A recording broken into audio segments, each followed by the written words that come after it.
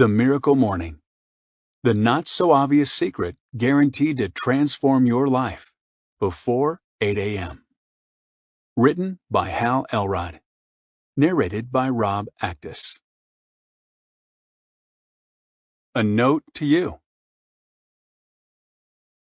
No matter where you are in your life right now, whether you're currently succeeding at the highest level you've ever imagined, or you're struggling to find your way, there is at least one thing I know we have in common. Probably a lot more than one, but one that I know for sure. We want to improve our lives and ourselves. This is not to suggest that there is anything wrong with us or our lives. But as human beings, we were born with the innate desire and drive to continuously grow and improve. I believe it's within all of us. Yet, most of us wake up every day and life pretty much stays the same. As an author, keynote speaker, and success coach, my life's work is to teach people how to fulfill the unlimited potential that is within each of us. As a dedicated student of human potential and personal development, I can say with absolute certainty that the Miracle Morning is the most practical, results-oriented, and life-transforming method I have ever encountered for improving every aspect of your life. For high achievers, the Miracle Morning is a total game changer, allowing you to attain that elusive next level and take your personal and professional success far beyond what you've achieved in the past.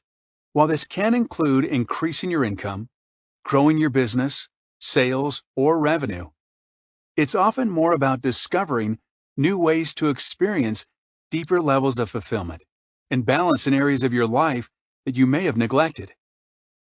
This can mean making significant improvements with your health, happiness, relationships, finances, spirituality, or any other areas that are at the top of your list. For those who are in the midst of adversity and during times of struggle, be it mental, emotional, physical, financial, or relational, the Miracle Morning has proven time and time again to be the one thing that can empower anyone to overcome seemingly insurmountable challenges, make major breakthroughs, and turn their circumstances around, often in a very short period of time.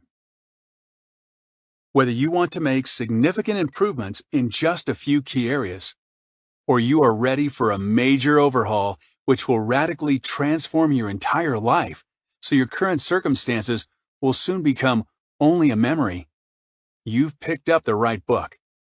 You are about to begin a miraculous journey using a revolutionary process that is guaranteed to transform any or every area of your life, all before 8 a.m. The Miracle Morning has already transformed the lives of thousands of people around the world, including my own, and it can absolutely be the catalyst to transform yours. I consider it a great honor to share this with you now, and I have done everything in my power to ensure that this book will truly be a life-changing investment of your time, energy, and attention. Thank you for allowing me to be a part of your life. A miraculous journey together is about to begin. With love and gratitude, always. Yo pal, Hal. Introduction. My story and why yours is the one that matters. December 3rd, 1999. Life was good. No, it was great. At 20 years old, my first year of college was behind me. I had spent the last 18 months becoming one of the top producing distributors for a $200 million marketing company, earning more money than I'd ever imagined I would at that age. I had a loving girlfriend, a supportive family, and the best friends a guy could ask for. I was truly blessed. You might say I was on top of the world. There was no way I could have known that this was the night my world would end. 11:32 p.m. Driving 70 miles per hour southbound on Highway 99. We'd left the restaurant and our friends behind. It was just the two of us now. My girlfriend, tired from the evening's events, was dozing in the passenger seat. Not me. I was wide awake, eyes glued to the road in front, waving my finger in the air like a baton as I quietly conducted the melodies of Tchaikovsky. Still in a state of euphoria from the night's events, sleep was the furthest thing from my mind. Rocketing down the freeway at 70 miles per hour in my brand new white Ford Mustang, I was only 2 hours removed from giving the best speech of my life. I had received my first standing ovation, and I was elated. In fact, I desperately wanted to shout out my feelings of gratitude to anyone that would listen.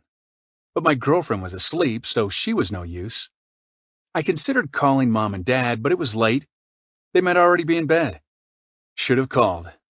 But I simply had no way of knowing that moment would be my last opportunity to speak to my parents, or anyone, for quite some time. An unimaginable reality.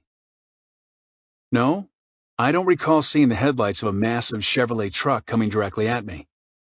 In an instant of perverse fate, the full-size Chevy pickup, traveling at an estimated 80 miles per hour, smashed head-on into my undersized and undermatched Ford Mustang. The following seconds played out in slow motion, Tchaikovsky's commanding melodies orchestrating our wicked dance. The metal frames of our two vehicles collided, screaming and screeching as they twisted and broke. The Mustang's airbags exploded with enough force to render us unconscious. My brain, still traveling at 70 miles per hour, smashed into the front of my skull, destroying much of the vital brain tissue that made up my frontal lobe. Upon impact, the tail end of my Mustang was shoved into the lane on my right, making my driver's side door an unavoidable target for the car behind me. A Saturn sedan, driven by a 16-year-old, crashed into my door at 70 miles per hour. The door collapsed into the left side of my body. The frame of the metal roof caved in on my head, slicing open my skull and nearly severing my left ear. The bones of my left eye socket were crushed, leaving my left eyeball dangerously unsupported. My left arm broke, severing the radial nerve in my forearm and shattering my elbow, while my fractured humerus bone pierced the skin behind my bicep. My pelvis was given the impossible task of separating the Saturn's front end from my car's center console, and failed. It fractured in 3 separate places. Finally, my femur, the largest bone in the human body, snapped in half, and one end speared through the skin of my thigh and tore a hole in my black dress slacks. Blood was everywhere. My body was destroyed. My brain was permanently damaged. Unable to withstand the immense physical pain, my body shut down. My blood pressure dropped, and everything went black as I plunged into a coma. You only live twice. What happened next was nothing short of incredible, what many have called a miracle. The emergency rescue teams arrived, and using the jaws of life, firefighters cut my bloody body from the wreckage. When they did, I bled out. My heart stopped beating. I stopped breathing. Clinically, I was dead. The paramedics immediately put me on the rescue helicopter and worked determinedly to save my life.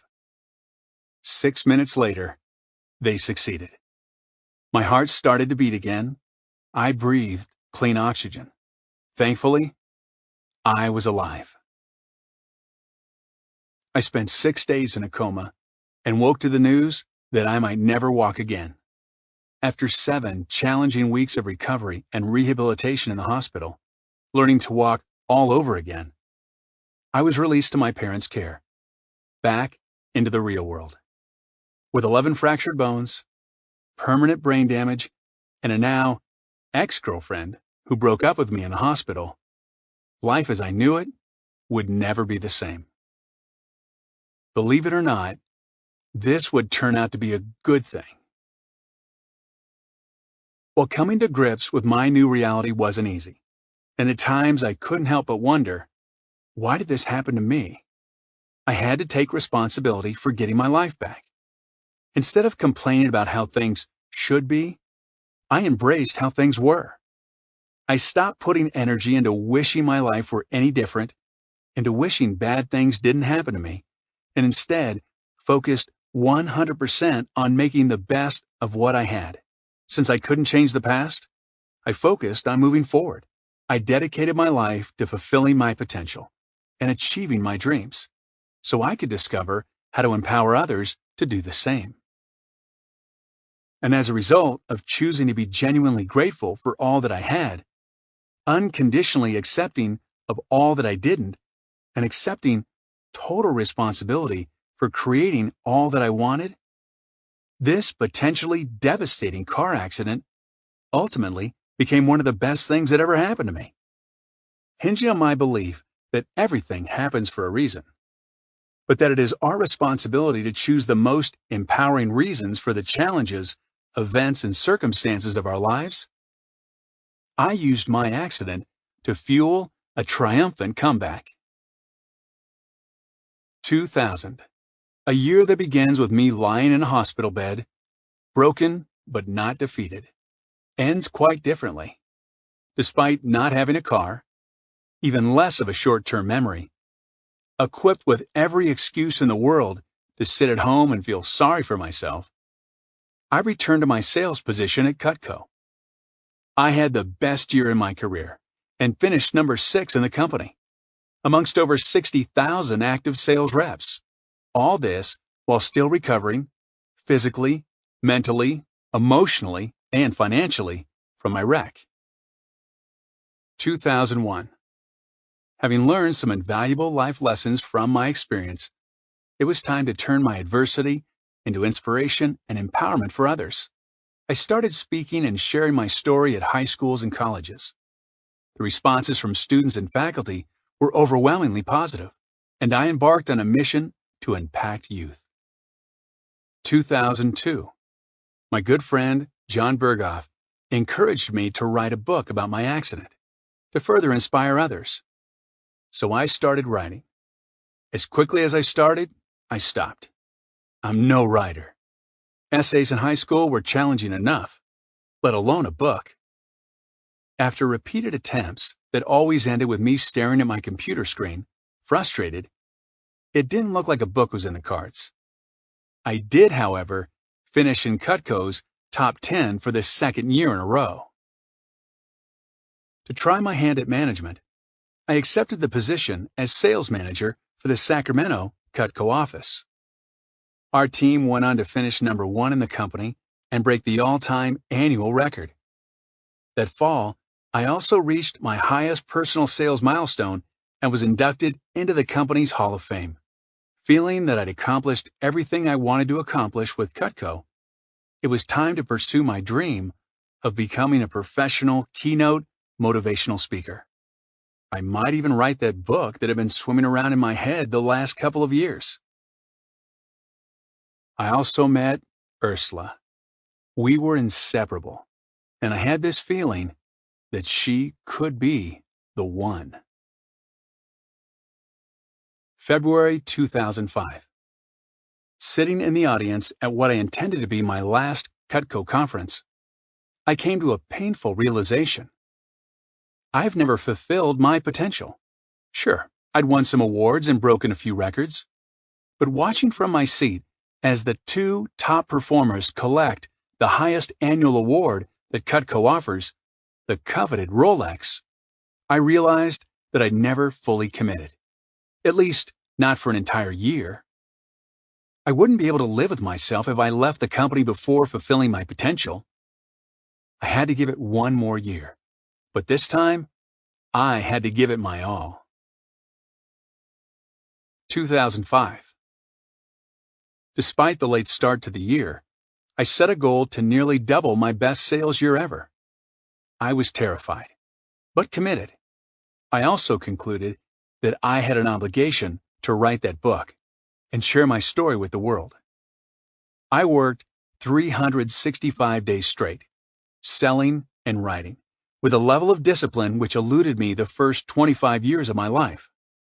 I was fueled by passion to do what I had never done before, to venture from my painfully comfortable realm of mediocrity, from which I operated my entire life, into the space of being extraordinary. By the year's end, I reached both of my goals, more than doubling my previous best sales year and completing my first book. It's official. Anything is possible when you are committed. Spring 2006. My first book, Taking Life Head On: How to Love the Life You Have While You Create the Life of Your Dreams, hit number 7 on the Amazon bestseller list. Then, the unthinkable happened. My publisher fled the country with 100% of my best-selling royalties and was never heard from again. My parents were devastated. I was not. If there's one thing that I've learned from my car accident, it's that there is no point in dwelling on or feeling bad about the aspects of our lives that we can't change. So I didn't. I've also learned that by focusing on what we can learn from our challenges and how we use them to add value to the lives of others, we can turn any adversity into an advantage. So I did. 2006. With almost zero knowledge of what the profession entails, I accidentally became a life and business success coach when a 40-something financial advisor asked me if I would coach him. I agreed. I ended up loving it. My first client saw measurable results in his life and business, and I was passionate about helping others as their coach. At just 26, the odds of me succeeding as a professional coach were probably slim to none. But it's so in line with my purpose in life, I went for it anyway. My coaching business took off, and I went on to coach hundreds of entrepreneurs, salespeople, and business owners. Shortly after, I gave my first paid speech when I was hired by the Boys and Girls Club of America to be the featured keynote speaker at their national conference. Although I'd been speaking to large business audiences made up of primarily salespeople and managers since 1998, with my spiky hair, somewhat youthful appearance, and nickname, Yo Pal Hal, impacting young people was the way to go. I started speaking and sharing my story at local high schools and colleges. 2007. The year my life fell apart. The United States economy crashed. Overnight, my income was cut in half. My clients couldn't afford coaching. I couldn't pay my bills, including my house payment. I was $425,000 in debt and devastated. Mentally, physically, emotionally, and financially. I hit rock bottom. Never in my life have I felt so hopeless, overwhelmed, and depressed. At a loss for how to fix my life yet again, I desperately sought answers to insurmountable problems. I read self-help books, attended seminars, even hired a coach, but nothing worked. 2008. The year my life began to turn around. I finally confessed to a close friend how bad things had gotten, which I had successfully kept a secret up until this point. His question, "Are you exercising?" My answer, "I can barely get out of bed in the morning, so no." "Start running," he said. "It'll help you feel better and think clearer." Ugh, I hate running. I was desperate though, so I took his advice and went for a run. The realizations I had on this run became a turning point in my life. Details in Chapter 2, The Miracle Morning Origin, Born Out of Desperation. And I had the inspiration to create a daily personal development routine that I hoped would enable me to develop into the person I needed to be to solve my problems and turn my life around. Incredibly, it worked. Virtually every area of my life transformed so fast, I called it my miracle morning. Fall 2008. I continued developing my miracle morning, experimenting with various personal development practices and sleep schedules, and researching how much sleep we really need.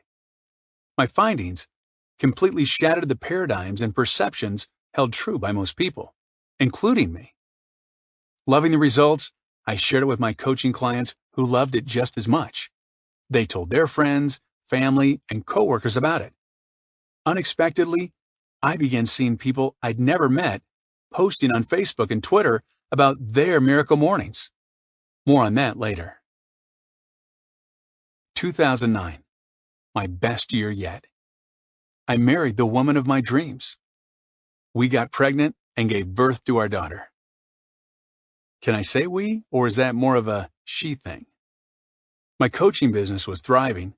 I had a waiting list for clients. My speaking career took off. I was giving talks and keynote messages at high schools, colleges, and corporate and nonprofit conferences. The miracle morning spread like wildfire. I got emails every day from people telling me it was changing their life. I knew it was my responsibility to share it with the world, and that writing a book was the best way to do that. Slowly, I began to write again. Make no mistake, I'm still no writer, but I am committed. As my good friend Ramashio Fulcher always says, there is always a way when you're committed. Taking your life head on. I share my story with you to offer evidence of what can be overcome and achieved, no matter how difficult your challenges are. If I could go from being found dead, told I would never walk again, going broke, and feeling so depressed that I didn't want to get out of bed in the morning, to creating the life of my dreams, there are no legitimate excuses for you not to overcome any limitations that have held you back from achieving everything you want for your life. None. Zip. Nada. I believe it is crucial for us to embrace the perspective that anything another person has overcome or accomplished is simply evidence that anything, and I mean anything, you need to overcome or want to accomplish is possible for you, no matter what your past or current circumstances. It begins with accepting total responsibility for every aspect of your life and refusing to blame anyone else. The degree to which you accept responsibility for everything in your life is precisely the degree of personal power you have to change or create anything in your life. It is important to understand that responsibility is not the same as blame. While blame determines who is at fault for something, responsibility determines who is committed to improving things. Thinking back to my accident, while I wasn't at fault for the crash, I was responsible for improving my life, for making my circumstances what I wanted them to be. It really doesn't matter who is at fault. All that matters is that you and I are committed to leaving the past in the past and making our lives exactly the way we want them to be, starting today. It's your time. This is your story. Know that wherever you are in your life right now is both temporary and exactly where you were supposed to be. You have arrived at this moment to learn what you must learn so you can become the person you need to be to create the life you truly want, even when life is difficult or challenging. Especially when life is difficult and challenging. The present is always an opportunity for us to learn, grow, and become better than we've ever been before. You are in the process of writing your life story, and no good story is without a hero or heroine overcoming their fair share of challenges. In fact, the bigger the challenges, the better the story. Since there are no restrictions and no limits to where your story goes from here, what do you want the next page to say? The good news is that you have the ability to change or create anything in your life, starting right now.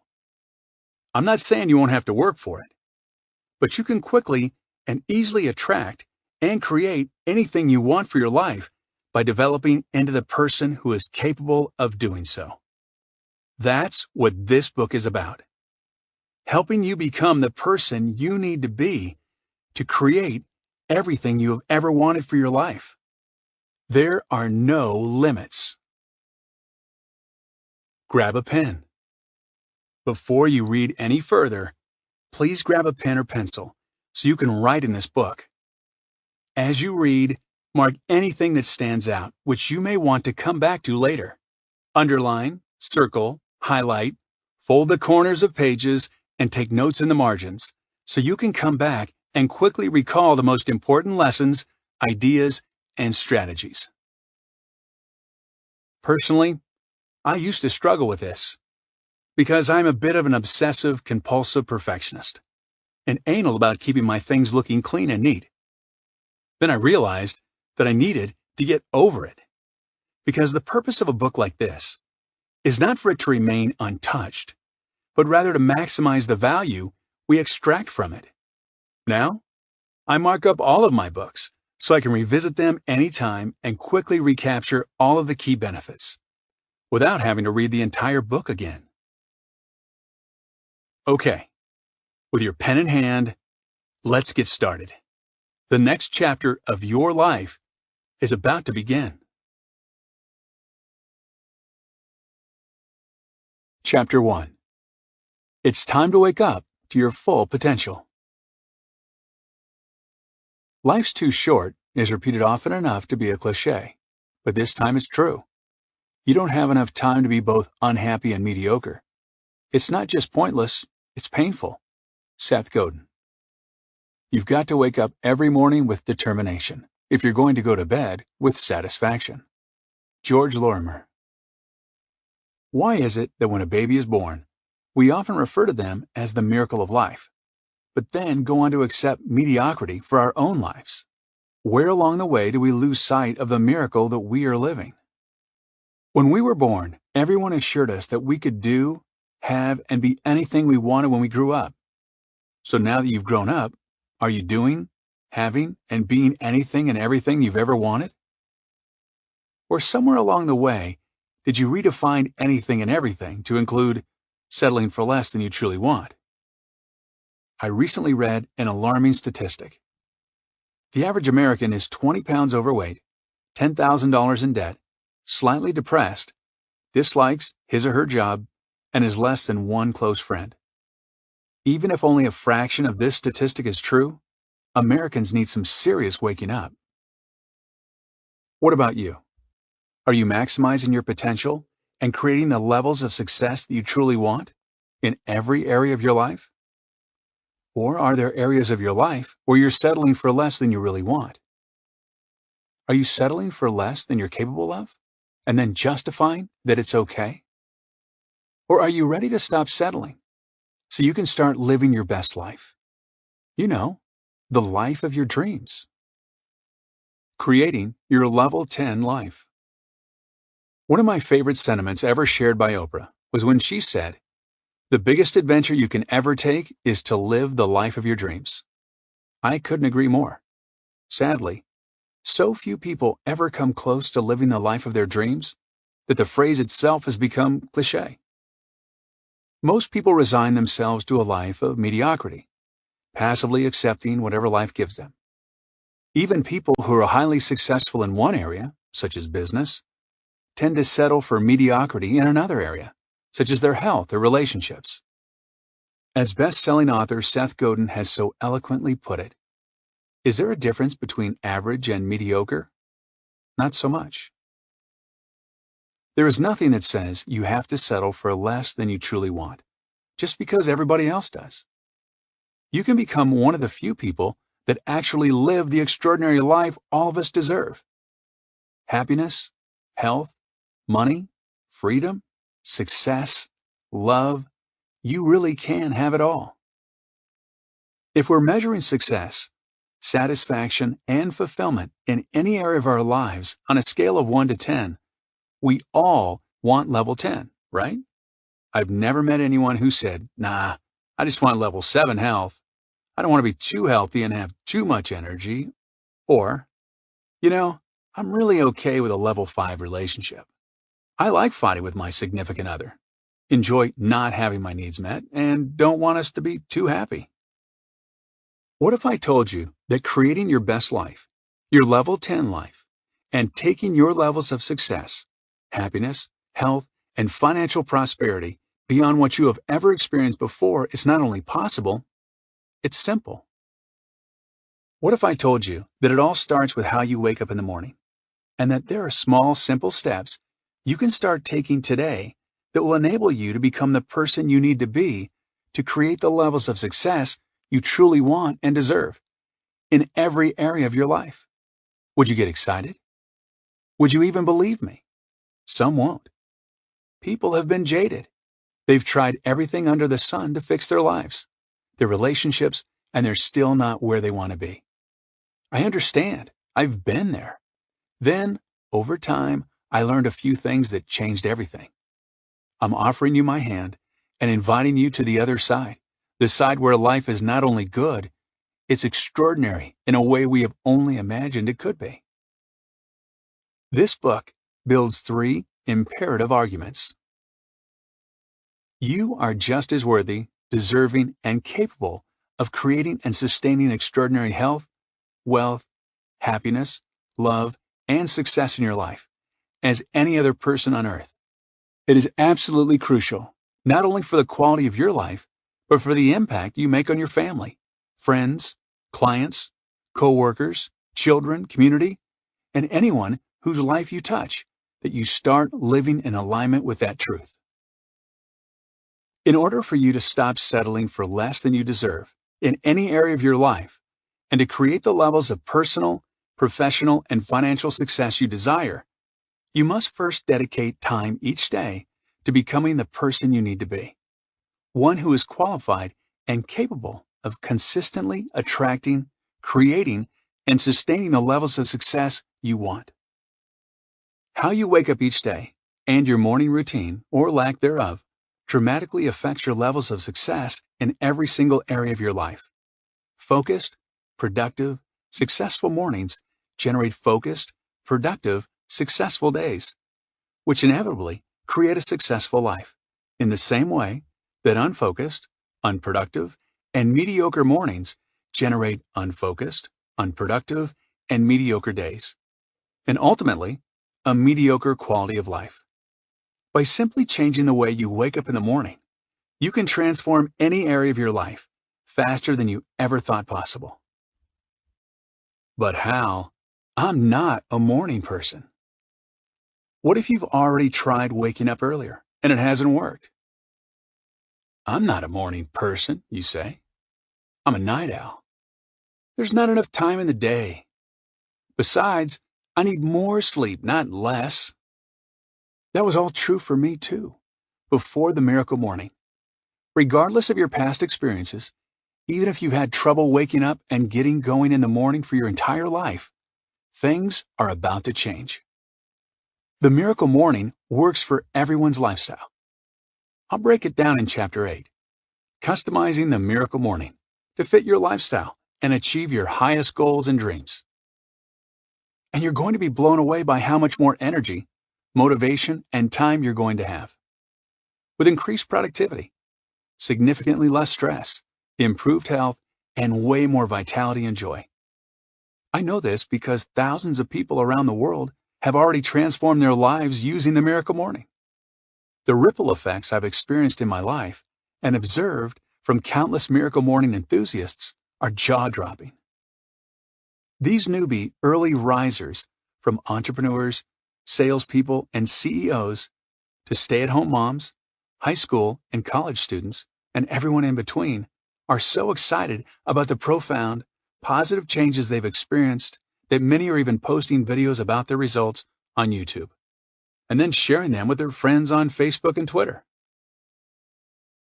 How will the miracle morning transform your life? I've received hundreds of emails and messages from people about how the miracle morning has completely changed their life. For some, it has allowed them to tap into a deeper sense of purpose and meaning in their lives. For others, it's meant increased productivity, less stress, greater happiness, and increased income. For most, it's given them more purposeful, priceless time to pursue their dreams and the projects they've been putting off for far too long. Just read a few of the success stories in the opening pages of this book, and you will see the profound effects. You will see real-life results such as My life is changing so fast, I can't keep up.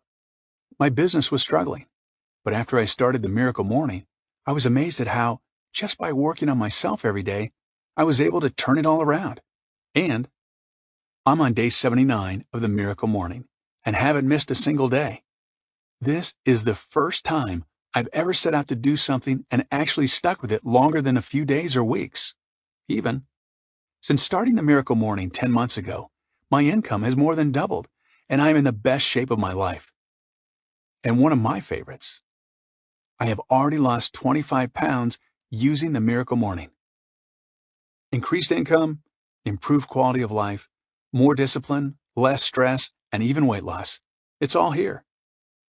I'm blown away by it, frankly, and humbled to be the lucky guy to have stumbled onto something that can so quickly and profoundly transform every area of your life.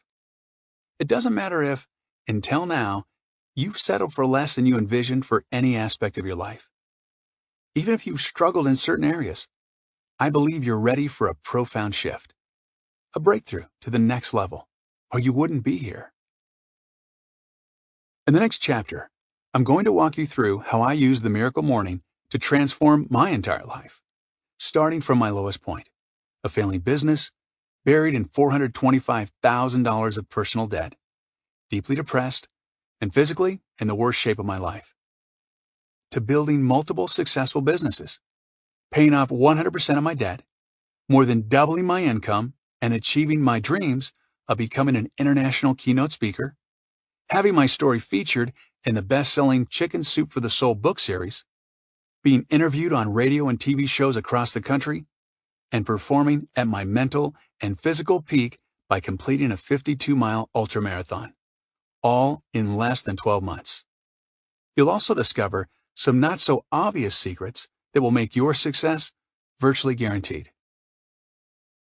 The Miracle Morning is not only empowering, it's simple and fun, something you'll soon be able to do without effort for the rest of your life. And while you can still sleep in anytime you want, you might be surprised to find you no longer want to. I can't tell you how many people have told me that they now wake up early, even on the weekends, simply because they feel better and get more done when they do. Imagine that. Time and time again, practitioners of the Miracle Morning compare waking up every day to the feeling they had as a kid waking up on Christmas morning. It feels that good. Imagine how great it will be to start every day like that. Here are a few of the most common yet profound benefits you can expect to gain from the Miracle Morning. Wake up every day with more energy, feeling excited and empowered with the tools to fulfill your potential. Immediately lower your stress levels. Quickly overcome any challenges, adversity, or limiting beliefs that have been holding you back. Improve your overall health. Lose weight, if desired, and get in the best physical shape of your life. Increase your productivity and enhance your ability to maintain laser focus on your top priorities. Experience more gratitude and less worry. Significantly increase your ability to earn and attract more monetary wealth, if desired. Uncover and begin living your life purpose. Stop settling for less than you truly desire and deserve in any area of your life, and start living in alignment with your vision for the most extraordinary life you can imagine. I know these are bold claims to make, and this list of benefits might even sound like a bit of overpromising. A little too good to be true, right? I assure you there is no hyperbole here. The Miracle Morning will give you purposeful blocks of intentional, focused, and uninterrupted time each day to invest in achieving your most important goals and dreams, especially those you've been putting off.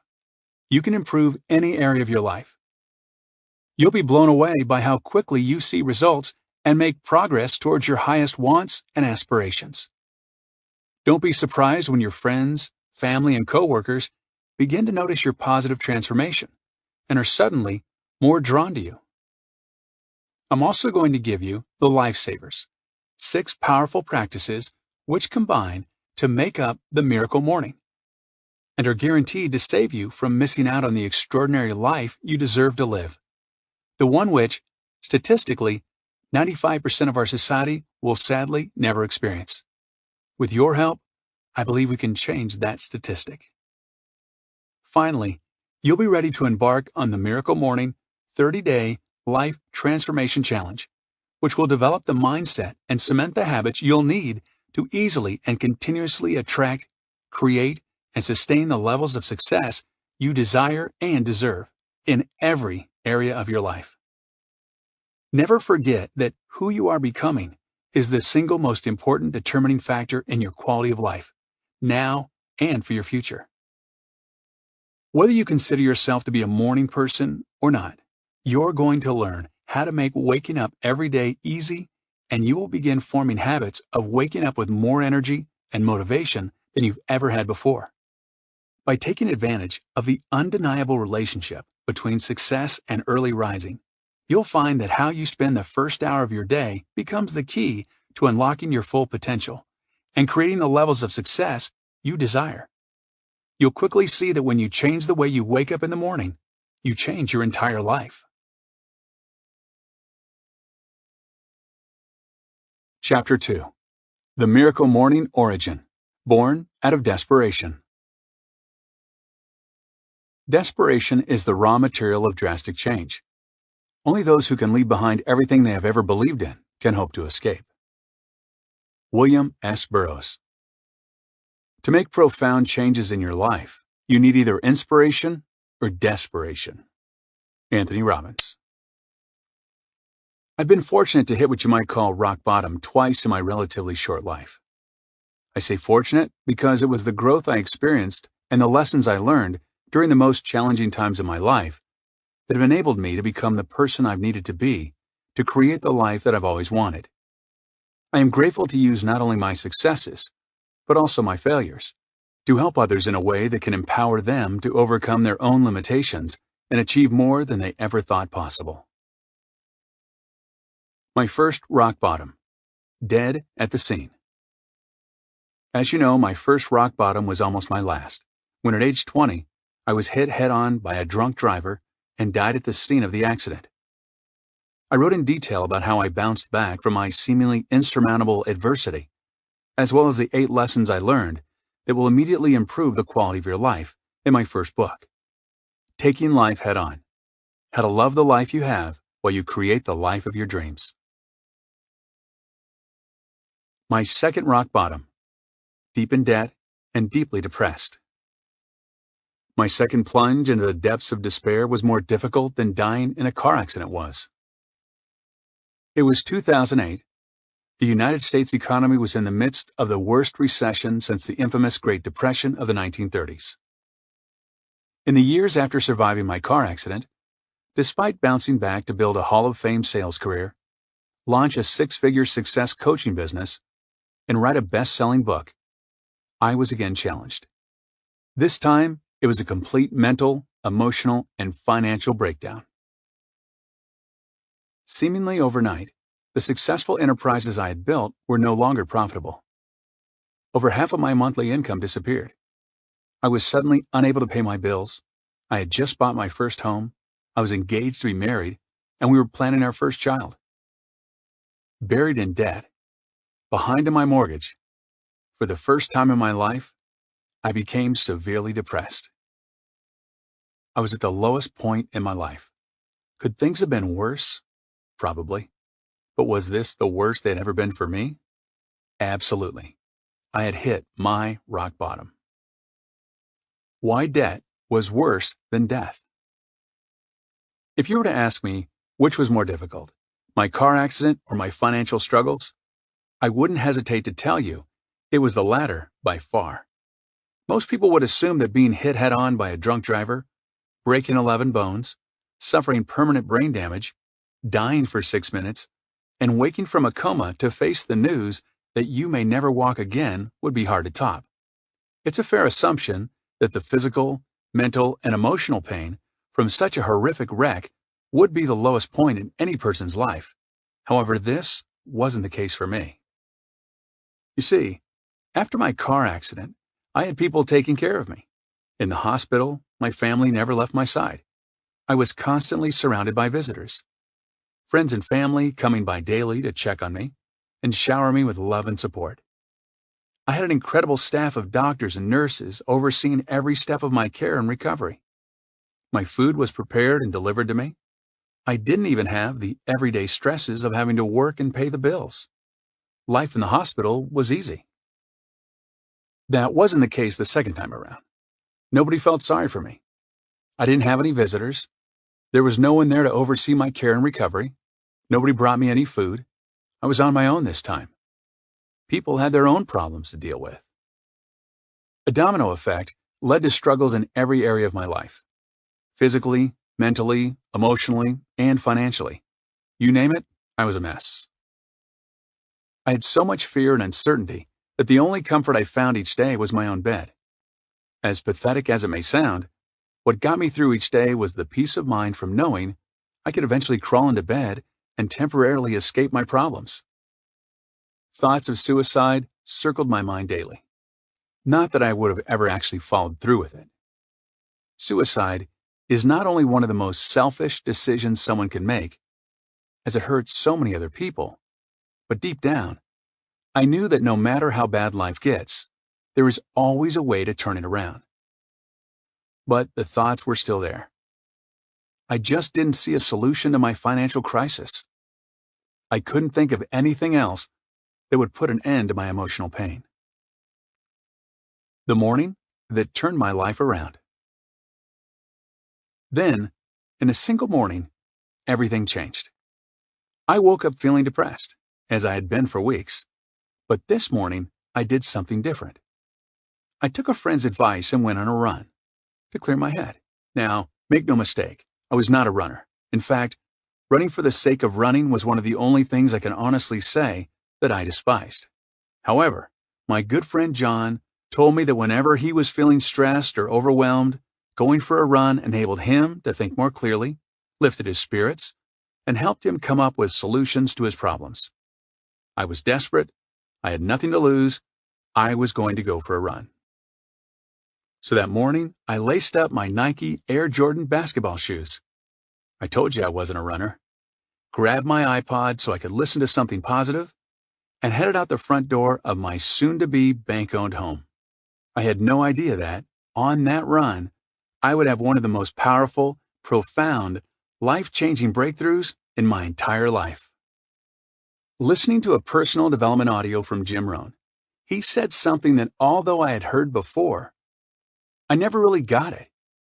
You know how sometimes you hear something over and over again without actually implementing it, but then one day it finally clicks for you? It just takes you being in the right state of mind to really get it. Well, that morning, I was in the right state of mind, a state of desperation, and I got it. When I heard Jim proclaim with certainty, your level of success will rarely exceed your level of personal development, because success is something you attract by the person you become. I stopped in my tracks. This one philosophy was going to change my entire life. The success parallel. All of a sudden, it hit me. It was like a tidal wave of reality that came crashing down. And I became present to the fact that I had not been developing myself into the person I needed to be to attract, create, and sustain the level of success that I wanted. On a scale of 1 to 10, I wanted level 10 success, but my level of personal development was at about a 2, maybe a 3 or 4 on a good day. I realized this is the problem for all of us. We all want level 10 success in every area of our lives: health, happiness, finances, relationships, career, spirituality, you name it. But if our levels of personal development, knowledge, experience, mindset, beliefs, etc., in any given area are not at a level 10, then life is always going to be a struggle. Our outer world will always be a reflection of our inner world. Our level of success is always going to parallel our level of personal development. Until we dedicate time each day to developing ourselves into the person we need to be to create the life we want, success is always going to be a struggle to attain. I ran straight home. I was ready to change my life. Our first challenge: finding time. I knew that the solution to all of my problems was that I had to commit to making personal development a priority in my daily life. This was the missing link that would enable me to become the person I needed to be able to consistently attract, create, and sustain the levels of success that I wanted. Simple enough. However, my main challenge was the same as anyone's: finding time.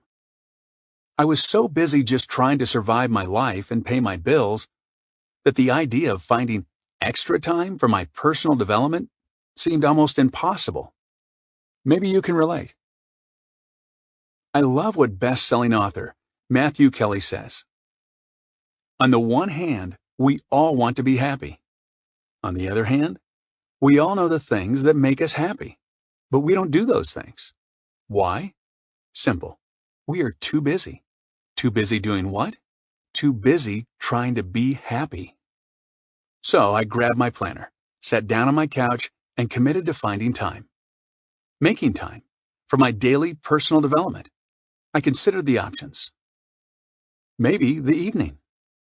My first thought was that maybe I could make time in the evenings, after work, or maybe late at night, after my fiancée goes to bed. But then I realized that the evening was really the only time I had to spend with her during the day. Not to mention that late at night is rarely when I'm at my best. I'm usually so tired that focusing is even more of a challenge than it usually is. In fact, I'm hardly coherent, let alone in an optimum state of mind for personal development. Evening was not going to be the optimum time. Possibly the afternoon? Maybe I could schedule it in the middle of the day, possibly on my lunch break or somewhere in between. I could just find some extra time. Well, that extra time just doesn't show up, and the day usually gets away from us. Oh, come on. Not in the morning. Then I considered doing it in the morning, but I resisted. To say that I was not a morning person was a gross understatement. The fact was, I dreaded getting up in the morning, particularly waking up early, almost as much as I hated running. But the more I thought about it, the more a few things started to make sense. First, by committing to my personal development in the morning, it would give me a positive motivational kickstart to my day. I could learn something new in the morning. I'd likely be more energized, more focused, and more motivated for the rest of my day. I remembered a blog post that I read on stevepavlina.com titled Rudder of the Day. Steve, also the author of Personal Development for Smart People, stated, "It's been said that the first hour is the rudder of the day. If I'm lazy or haphazard in my actions during the first hour after I wake up, I tend to have a fairly lazy and unfocused day. But if I strive to make the first hour optimally productive, the rest of the day tends to follow suit." Not to mention, by doing personal development in the morning, I wouldn't have all of the excuses that accumulate during the day. I'm tired. I don't have time, etc. If I did it in the morning, before the rest of my life and my work got in the way, I could guarantee that it happened every single day. Finally, I just didn't really see any better time to do it. Executing my personal development first thing in the morning was looking to be the most advantageous option. But it was already hard enough to drag myself out of bed every day at 6 a.m. because I had to. So the idea of getting up at 5 a.m. seemed absolutely insane to me. Feeling frustrated and a bit defeated, I was about to close my planner and forget the whole idea when I heard the voice of my mentor, Kevin Bracey, in my head. Kevin always told me, "Hal, if you want your life to be different, you have to be willing to do something different first." Damn it. I knew Kevin was right, but that didn't make waking up early any easier. Committed to making a change, I decided to overcome my self-imposed, lifelong limiting belief that I was not a morning person, and wrote into my schedule that I would wake up at 5 a.m. the next morning to do my first personal development routine. Our second challenge: doing what's most impactful. Then I encountered another challenge. What was I going to do for that hour that was going to make the biggest impact and improve my life the fastest? I could read, But I'd done that before, and I wanted this to be special. I could exercise, but again, that wasn't getting my juices flowing. So I pulled out a piece of blank paper and I wrote down all of the most life-changing personal development practices that I had learned over the years but never implemented, at least never consistently. Activities like meditation, affirmations, journaling, visualization, as well as reading and exercise. I chose the 6 activities that I thought would have the most immediate and dramatic impact on my life, assigned 10 minutes each, and planned to try all 6 the next morning. The interesting thing was, looking at this list got me feeling motivated. All of a sudden, the idea of waking up early went from something I dreaded to something more and more appealing. That night, I could hardly fall asleep. I was so excited for the morning to come. When the alarm clock went off at 5 a.m., my eyes shot wide open, and I sprung out of bed, feeling energized and excited. It was effortless. It was invigorating, and it reminded me of being a kid, waking up on Christmas morning. There had been no time in my life when waking up was easier, when I felt more energized and excited about my day than I did as a kid on Christmas. Until today. The morning that transformed my entire life. Teeth brushed, face washed, and a glass of water in hand, I sat up straight on my living room couch at 5:05 a.m., feeling genuinely excited about my life for the first time in a long time. It was still dark outside, and something about that felt very empowering. I pulled out my list of life-changing personal development activities I had learned over the years but never implemented. One by one, I implemented each one. Silence. Sitting in silence, praying, meditating, and focusing on my breath for 10 minutes. I felt my stress melt away, felt a sense of calm come over my body and ease my mind. This was different from the typical chaos of my hectic mornings. For the first time in a long time, I felt peaceful. Reading. Having always made excuses why I couldn't find time to read, I was excited to make time this morning and start what I'd always hoped could become a lifelong habit.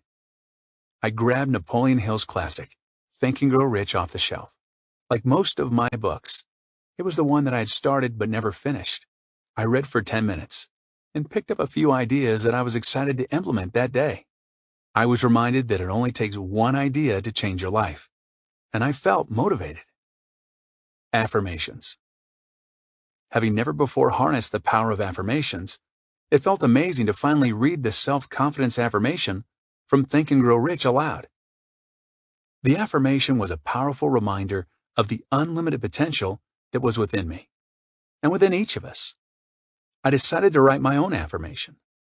I jotted down what I wanted, who I was committed to being, and what I was committed to doing to change my life. I felt empowered. Visualization. I grabbed the vision board off my wall. I had created it after watching the movie The Secret. I rarely took time to look at, let alone use it as the visualization tool it was intended to be. For 10 minutes, my focus shifted from image to image, pausing at each one to close my eyes and feel, with every fiber of my being, what it would be like to manifest each into my life. I felt inspired. Journaling. Next, I opened one of the many blank journals I had purchased over the years. Like all the others, I'd failed to write in for more than a few days, a week at the most. On this day, I wrote what I was grateful for in my life. Almost immediately, I felt my depression lifting like a heavy fog which had been weighing me down. It wasn't gone, but it felt lighter. The simple act of writing down the things I was grateful for lifted my spirits. I felt grateful. Exercise. Finally, I got up off the couch, remembering what I'd heard Tony Robbins say so many times. Motion creates emotion. I dropped down and did push-ups until I couldn't do one more. Then I flipped over onto my back and did as many sit-ups as my out-of-shape abs would allow. With 6 minutes left on the clock, I inserted one of my fiance's yoga videos into the DVD player and enjoyed completing the first 6 minutes of it. I felt energized. It was incredible.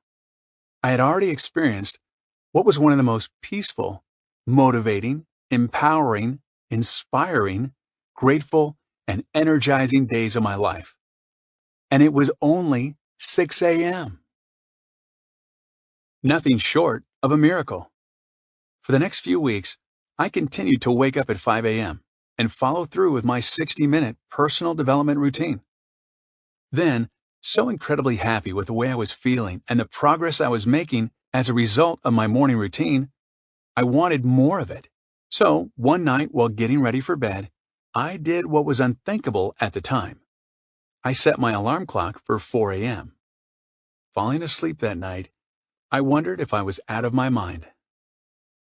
Surprisingly, it was just as easy to wake up at 4 a.m. as it was 5 a.m. And waking up at either time was 10 times easier than waking up on any day in my past when I resisted waking up. My stress levels dropped dramatically. I had more energy, clarity, and focus. I felt genuinely happy, motivated, and inspired. Thoughts of depression were a distant memory. You could say I was back to my old self again. Although I was experiencing so much growth so rapidly that I was quickly surpassing any version of myself that I'd ever been in the past. And with my newfound levels of energy, motivation, clarity, and focus, I was able to easily set goals, create strategies, and execute a plan to save my business and increase my income. Less than 2 months after my first miracle morning, my income was not only back to the level it had been at before the economy crashed, it was higher than ever before.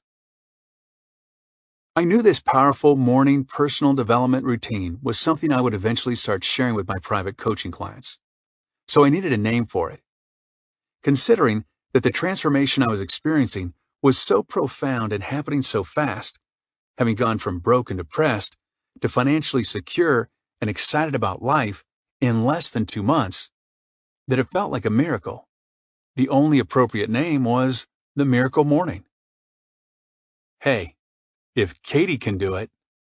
A few weeks later, I was on a coaching call with Katie when she asked, "Hal, how do you start your mornings?" Although I beamed as I told her about the miracle morning and the benefits of waking up an hour earlier than normal, she resisted. "I don't know if I want to wake up any earlier, Hal.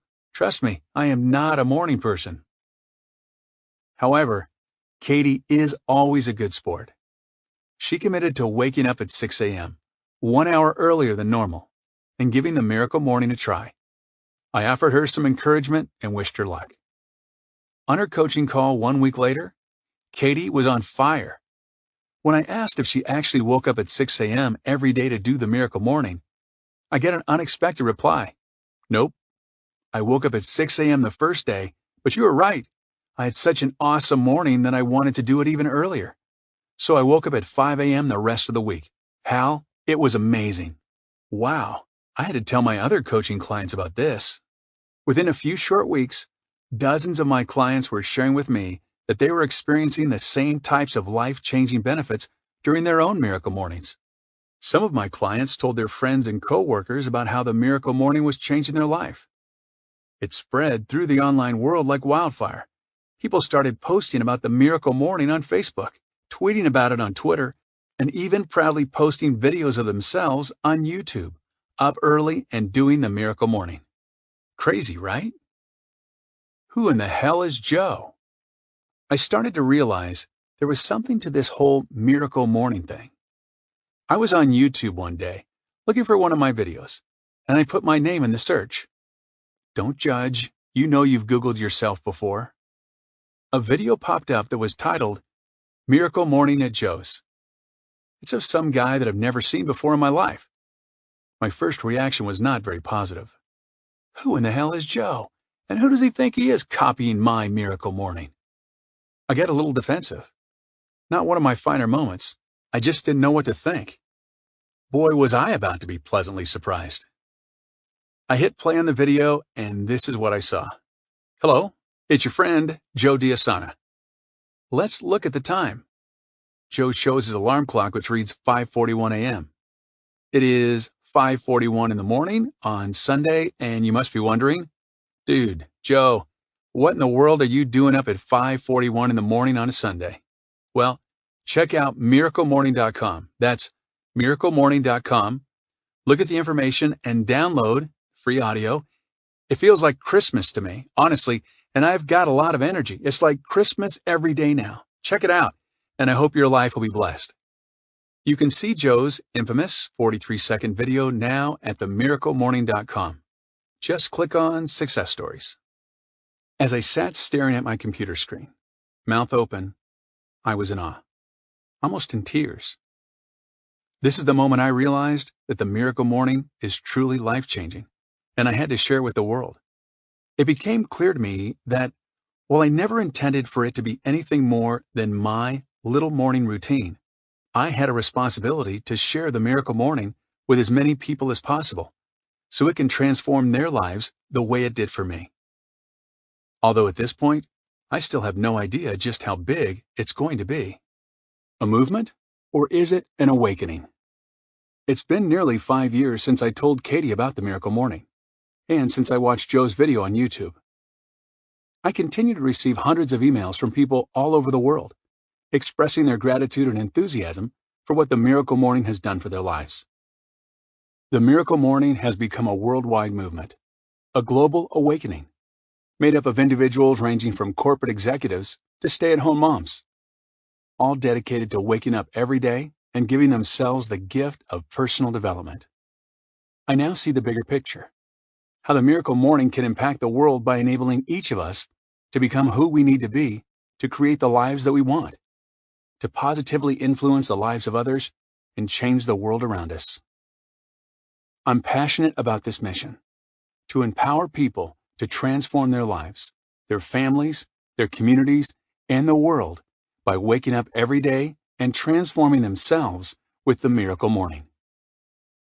Every day, more and more people are joining the awakening, whether it's by simply sharing the miraclemorning.com website with their friends and family, so they can get 2 free chapters of the Miracle Morning book, plus the free video and audio programs, or by inviting them to join the Miracle Morning community at mytmmcommunity.com.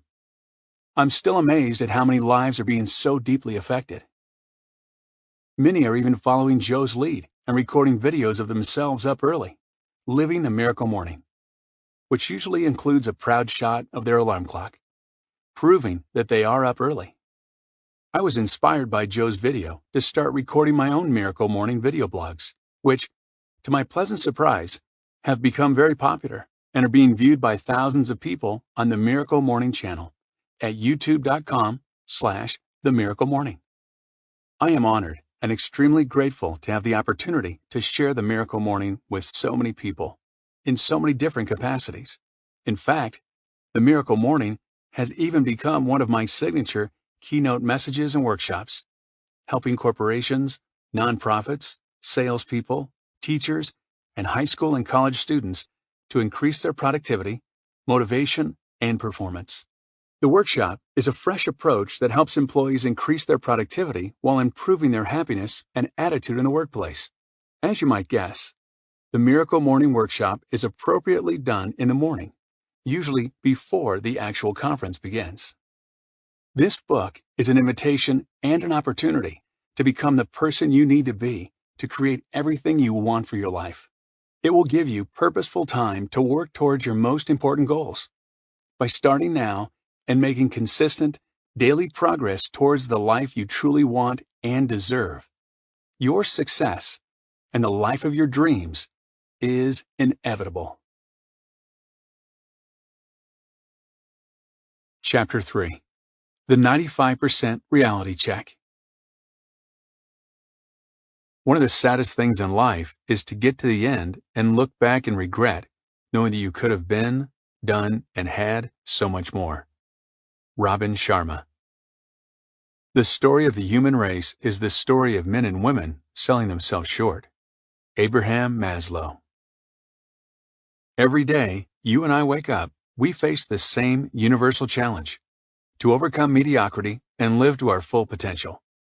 It's the greatest challenge in human history: to rise above our excuses, do what's right, give our best, and create the level 10 life we truly want, the one with no limits, the one so few people ever get to live. Most people never even come close. Approximately 95% of our society settles for far less than they want in life, wishing they had more, living with regret, and never understanding that they could be, do, and have all that they want. According to the Social Security Administration, if you take any 100 people at the start of their working careers and follow them for the next 40 years until they reach retirement age, here's what you'll find. Only 1 will be wealthy, 4 will be financially secure, 5 will continue working, not because they want to, but because they have to, 36 will be dead, and 54 will be broke and dependent on friends, family, relatives, and the government to take care of them. Monetarily speaking, that's only 5% of us who will be successful in creating a life of freedom, and 95% who will continue to struggle their entire lives. So the crucial question, the one that we must explore and find the answer to, is this. What can we do now to ensure that we don't end up struggling like the 95% majority will? Rising above mediocrity and joining the top 5%. The fact that you're reading this book tells me that you're ready for the next level in your life, that you're not okay with settling for less than you can have, be, and do anymore, just because nearly everyone else does. Here are 3 simple yet decisive steps to rise above mediocrity and join the top 5%. Step 1. Acknowledge the 95% reality check. First, we must understand and acknowledge the reality that 95% of our society will never create and live the life they really want. We must embrace the fact that if we don't commit to thinking and living differently than most people now, we are setting ourselves up to endure a life of mediocrity, struggle, failure, and regret, just like most people. Realize that this will include our own friends, family, and peers if we don't do something about it now, and set an example of what's possible when we commit to fulfilling our potential. Being average means to settle for less than you truly want and are capable of, and to struggle for your entire life. Every day, most people settle, and most people struggle on almost every level, physically, mentally, emotionally, relationally, financially, you name it. Most people wake up each day and struggle to create the levels of success, happiness, love fulfillment, health, and financial prosperity that they truly desire. Consider the following. Physically, obesity is an epidemic. Potentially fatal diseases like cancer and heart disease are on the rise. The average person is exhausted. Their physical energy levels are at an all-time low. Most can't seem to generate enough energy to make it through a single day without consuming a few cups of coffee or a 5-hour energy drink. The success of that product is further evidence of the degree to which people are struggling physically. Mentally and emotionally. More prescription drugs are being consumed every day in an attempt to combat disorders like depression, anxiety, and countless other mental or emotional illnesses. Rarely do you turn on the TV without seeing an ad for some prescription drug. There's usually some good-looking middle-aged couple flying a kite on the beach with their dog. Then a man with a deep voice starts speaking gently, rattling off symptoms, followed by a list of potential side effects.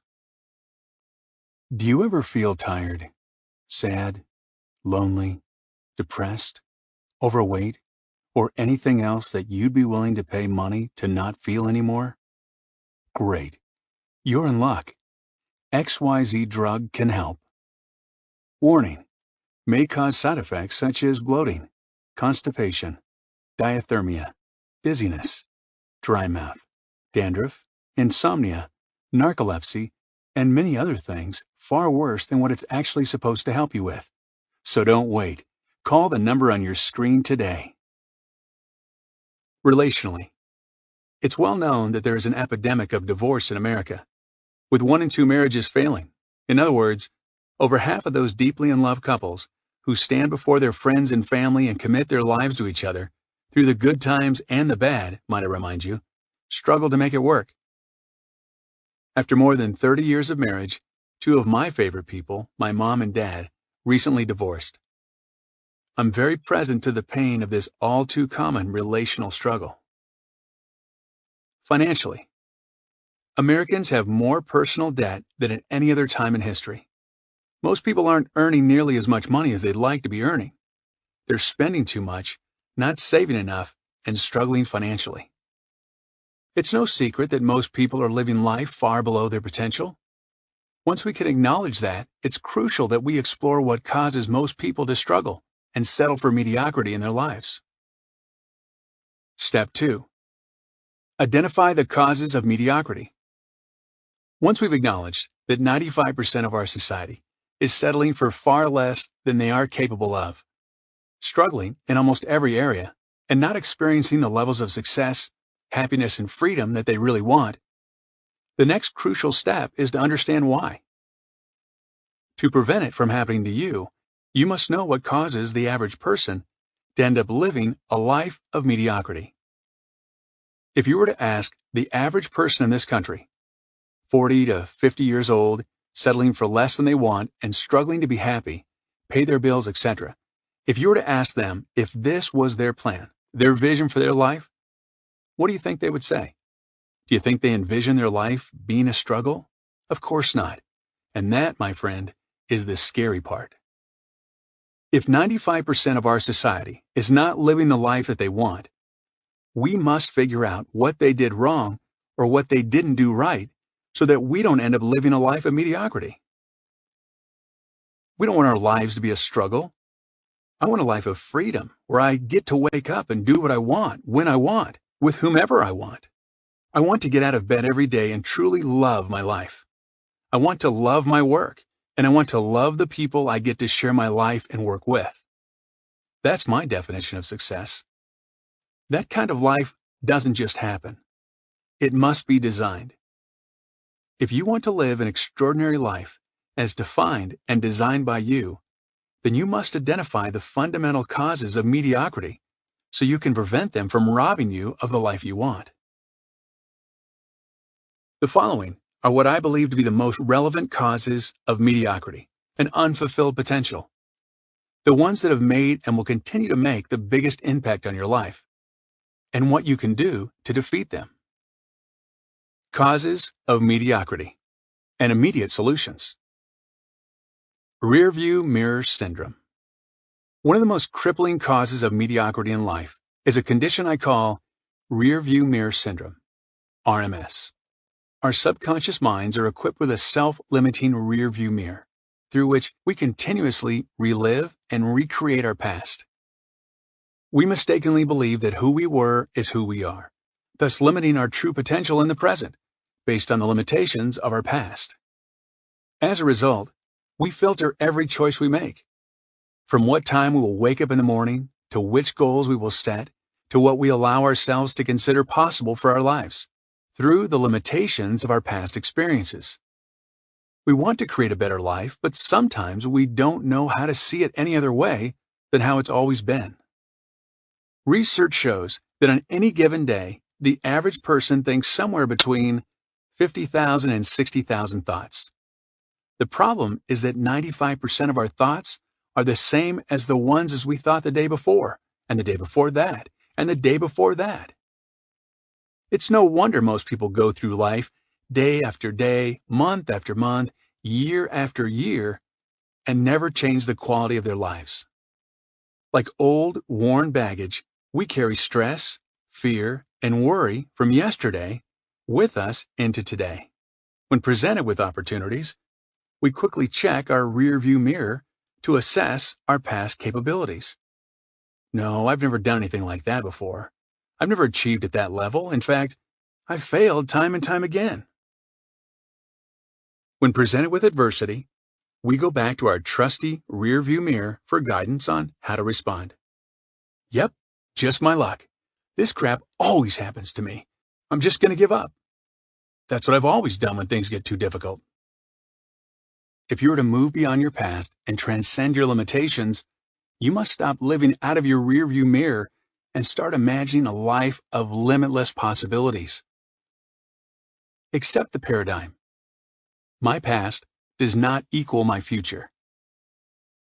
Talk to yourself in a way that inspires confidence, that not only is anything possible, but that you are capable and committed to making it so. It's not even necessary to believe it at first. In fact, you probably won't believe it. You might find it uncomfortable and that you resist doing it. That's okay. Repeat it to yourself anyway, and your subconscious mind will begin to absorb the positive self-affirmations. More on how to do this in Chapter 6, The Lifesavers. Don't place unnecessary limitations on what you want for your life. Think bigger than you've allowed yourself to think up until this point. Get clear on what you truly want.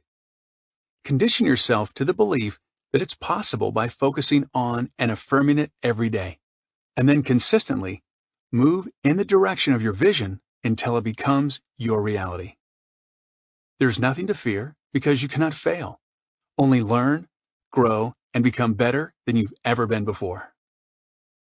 Always remember that where you are is a result of who you were, but where you go depends entirely on who you choose to be from this moment on. Lack of purpose. If you ask the average person what their life purpose is, you will get a funny look or a response like, "Gee, I don't know." What if I asked you? What would you say? The average person can't articulate their life purpose, the compelling why that drives them to wake up every day and do whatever it takes to fulfill their mission in life. Rather, the average person takes life one day at a time and has no higher purpose beyond merely surviving. Most people just focus on getting through the day, taking the path of least resistance, and pursuing short-term, short-lived pleasures along the way, while avoiding any pain or discomfort that might cause them to grow. During the course of my 7-year career in direct sales, despite having broken numerous company sales records, I spent the first 6 of those 7 years fighting the uphill battle of mediocrity and losing more often than not. My results were inconsistent, and I consistently accepted far less than my best, until I finally figured out the secret to overcoming mediocrity. Live a life of purpose. After being inducted into the company's Hall of Fame, it was time to move on and pursue my dreams of becoming an author, speaker, and coach. However, I had never achieved my full potential with the company. I was about to leave the company with the mediocrity monkey on my back. It was sure to follow me into my next venture unless I did something about it. Up until then, I didn't have a compelling life purpose that got me up in the morning even when I didn't feel like getting up. I had no purpose that drove me to get on the phone and call prospects, even when I didn't need more money. I decided in that moment that my life purpose for the next 12 months would be to become the person I need to be to create the success, freedom, and quality of life that I truly want. I combine this with my other life purpose. Yes, you can have more than one, which was to selflessly add value to the lives of others by assembling a team of 16 other sales reps. I led weekly conference coaching calls to support them in reaching their goals, free of charge, for the next 46 consecutive weeks. Living every day in alignment with my 2 life purposes, constantly, consciously aligning my thoughts, words, and actions with each purpose, not only did I have my best sales year ever, a 94% increase over my previous best, but I also led more reps to surpassing the highest performance level than at any other time in the company's 50-year history. To defeat the cause of mediocrity, you need a life purpose, which can be any purpose you want. It can be anything that resonates with and inspires you to wake up every day and live in alignment with your purpose. Now, I totally understand that asking you to come up with your life's purpose right now may sound a bit overwhelming. Just remember that you get to make it up, and this first one can be something simple, even small. E.g., I'm going to smile more so that I can bring a little more happiness to my life and to those around me. Or, I'm going to ask every person I meet what I can do to help them so that I can add value to more people's lives. It will be your first step towards a bigger life purpose. Keep in mind that you can change your life purpose at any time. As you grow and evolve, so will your purpose.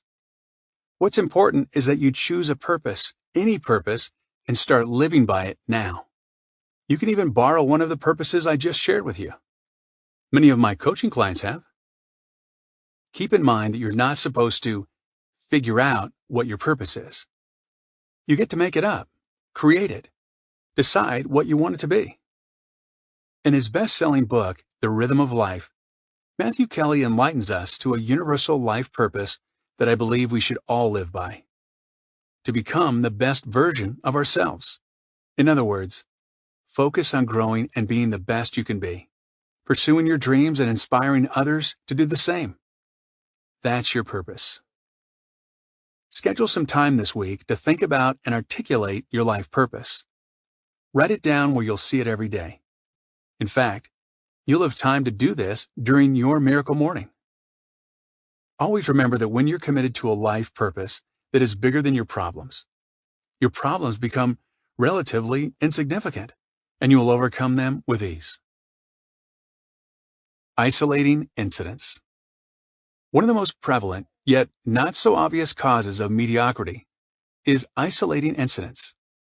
We do this when we mistakenly assume that each choice we make and each individual action we take is only affecting that particular moment or circumstance. For example, you may think it's no big deal to miss a workout, procrastinate on a project, or eat fast food because you'll get a do-over tomorrow. You make the mistake of thinking that skipping that workout only affects that incident, and you'll make a better choice next time. Nothing could be farther from the truth.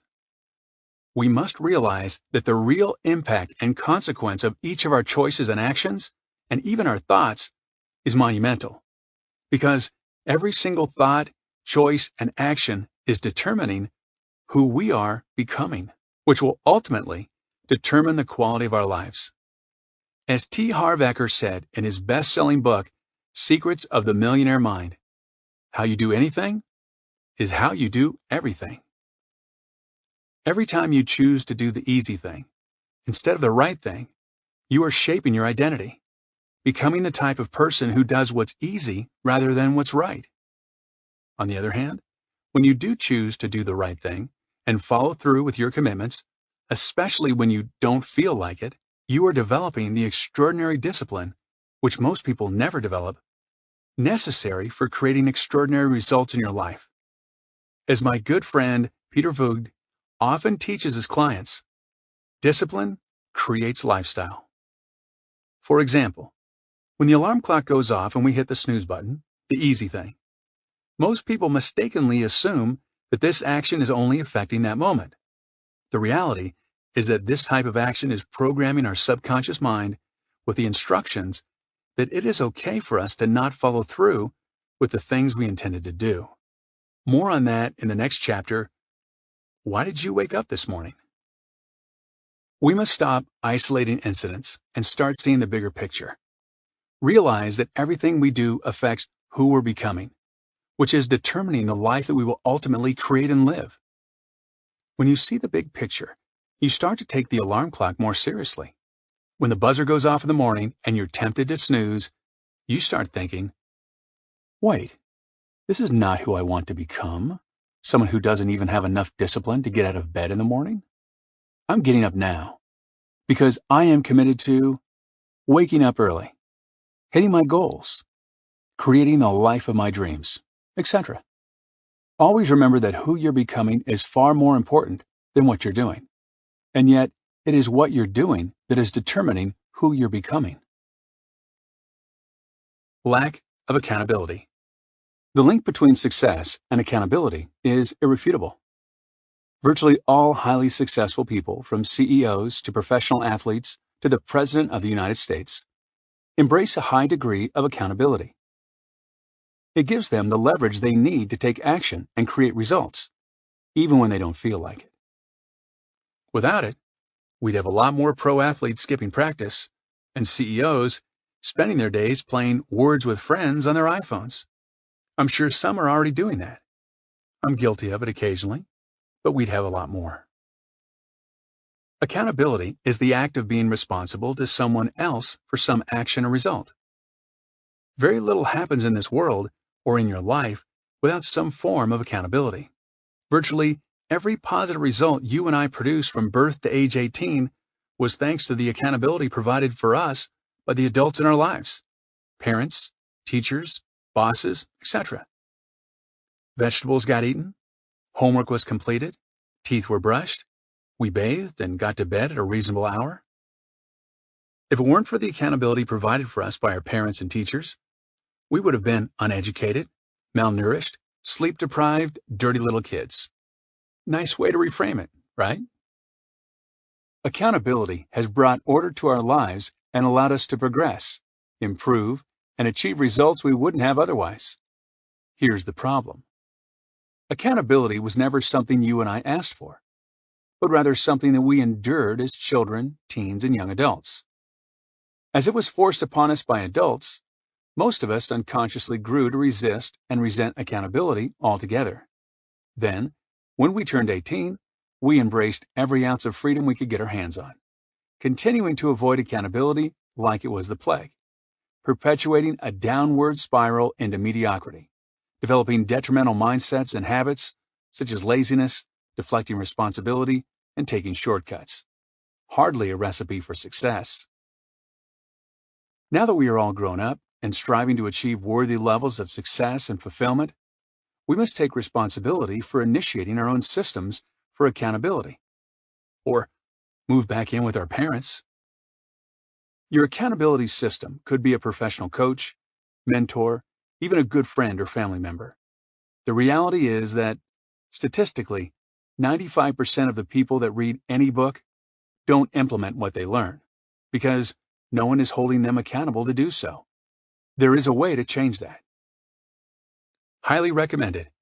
Get an accountability partner.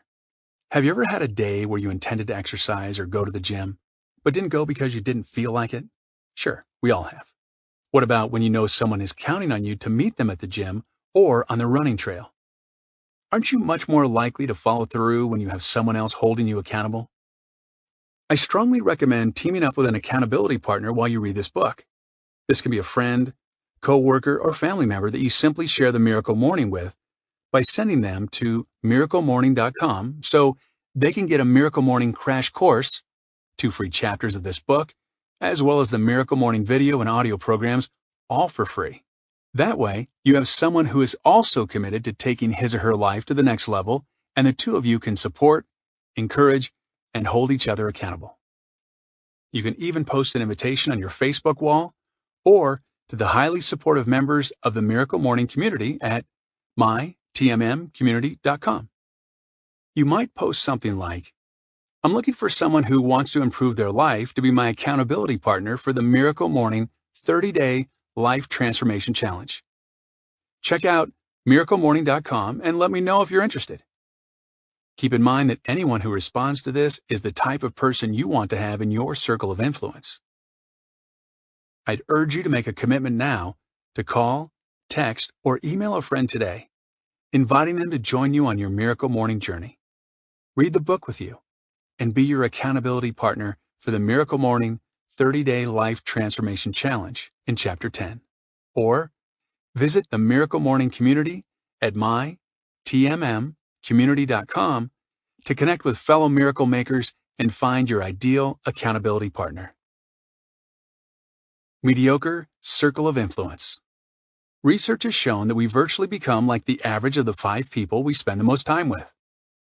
Who you spend your time with may be the single most determining factor in the person you become and in your quality of life.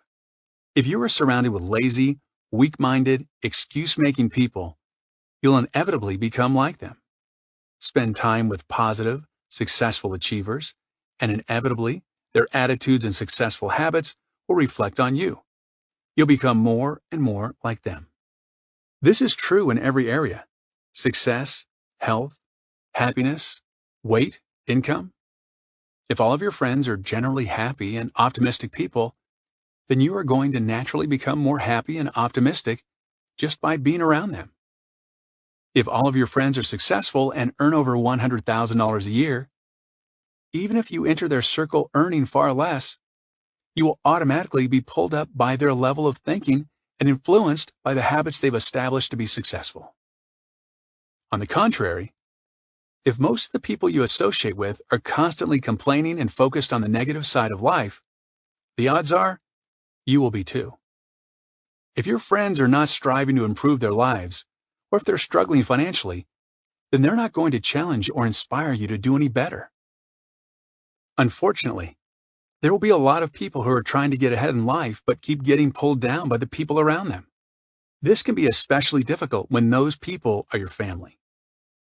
You must be strong and make sure you spend less time with people who don't encourage and challenge you to become the best you can be. Seek out people who believe in you, admire you, and can help you get where you want to go in life.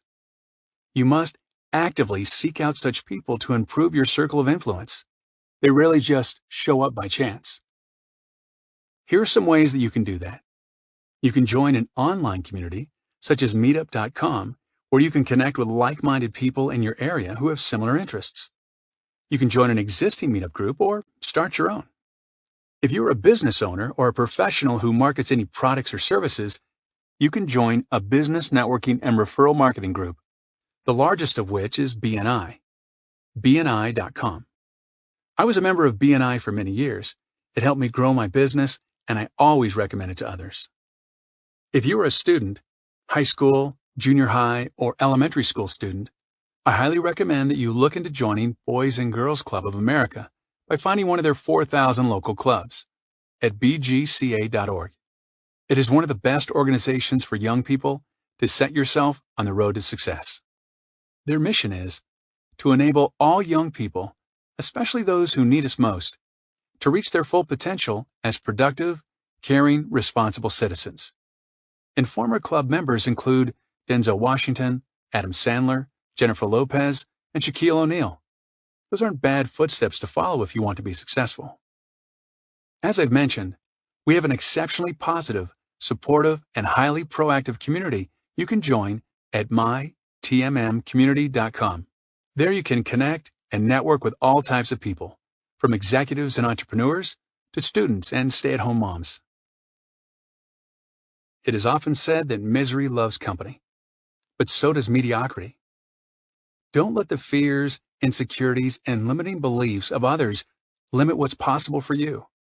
One of the most important commitments you will ever make is to proactively and continuously improve your circle of influence. Always seek people who will add value to your life and bring out the best in you. And of course, be that person for others. This is another reason why it's so valuable for you to commit to inviting a friend, coworker, or family member to be your accountability partner and do the miracle morning with you. You'll be adding value to that person's life by helping them increase their level of personal development, which in turn will make them a better influence on you. Lack of personal development. Jim Rohn has been one of my greatest mentors and has taught me many life-changing philosophies. In my opinion, none was greater than the idea that our levels of success will rarely exceed our level of personal development because success is something we attract by who we become. In other words, your level of success in every area of your life will rarely exceed and usually parallel your level of personal development, i.e., your knowledge, skills, beliefs, habits, etc. We touched on this earlier, but let's check in again. If you and I are measuring our levels of success in any area of our lives, health, finances, relationships, etc., on a scale of 1 to 10, we both want level 10 success. Agreed? Okay, good. Now, the problem is that most of us aren't investing time each day into developing ourselves into the level 10 people that we need to be that are capable of attracting, creating, living, and sustaining the levels of success that we say we want. As a result, we struggle to attain the levels of health, happiness, energy, love, personal and professional success that we truly desire. During the Miracle Morning 30-Day Life Transformation Challenge in Chapter 10, you'll be given access to the Miracle Morning 30-Day Life Transformation Challenge Fast Start Kit, where you'll be guided through the enlightening and surprisingly fun process of assessing your levels of success in each area.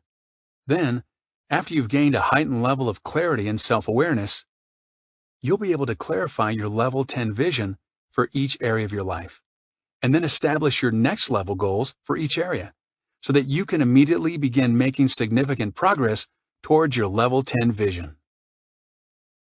The most extraordinary life you can imagine is available to you no matter what's happened in your past, just waiting for you to develop yourself into the person you need to be able to easily attract, create, and live that life. The Miracle Morning will enable you to become that level 10 person you need to be to easily and consistently attract, create, and sustain level 10 success that you want in every, yes, every area of your life. Always remember that when we fail to make time for personal development, we are forced to make time for pain and struggle. The Miracle Morning will give you that time for extraordinary personal development. Lack of urgency. Arguably, the single most significant cause of mediocrity and unfulfilled potential, which prevents 95% of our society from creating and living the life they truly want, is that most people have no sense of urgency to improve themselves so they can improve their lives. Human nature is to live with a someday mindset and think life will work itself out. How's that working out for everybody? Lack of urgency.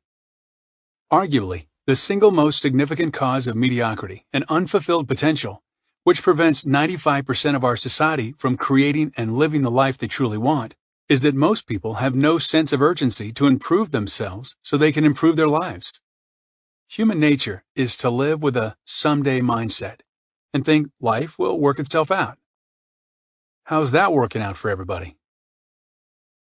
This someday mindset is perpetual, and it leads to a life of procrastination, unfulfilled potential, and regret. You wake up one day and wonder, what the heck happened? How did your life end up like this? How did you end up like this? One of the saddest things in life is to live with regret, knowing that you could have, be, and do so much more. Remember this truth. Now matters more than any other time in your life, because it's what you are doing today that is determining who you're becoming, and who you're becoming will always determine the quality and direction of your life. If you don't make the commitment today to start becoming the person you need to be to create the extraordinary life you really want, what makes you think tomorrow, or next week, or next month, or next year are going to be any different? They won't. And that's why you must draw your line in the sand. Step number 3. Draw your line in the sand.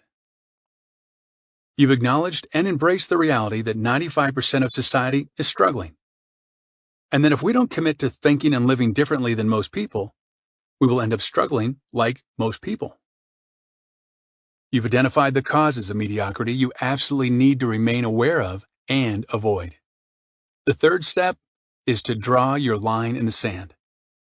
Make a decision as to what you are going to start doing differently from this day forward. Not tomorrow, not next week, or next month. You've got to make a decision today that you're ready to make the necessary changes to guarantee that you will be able to create the life you really want. To take your personal and professional success to the level they've never been before, you have to be willing to commit at a level you've never been committed before. Are you ready to make that commitment? Your entire life changes the day that you decide you will no longer accept mediocrity for yourself. When you realize that today is the most important day of your life. When you decide that now matters more than any other time because it is who you are becoming each day, based on the decisions that you are making and the actions that you are taking, that is determining who you are going to be for the rest of your life. The possibility of mediocrity exists for everyone because being mediocre simply means choosing whether consciously or unconsciously to be the same as you've always been. Mediocrity has nothing to do with how you compare to other people. It's simply a result of not making the commitment to continuously learn, grow, and improve yourself. Whereas being extraordinary, which leads to extraordinary levels of success, is a result of choosing to learn, grow, and be just a little bit better each day than you've been in the past.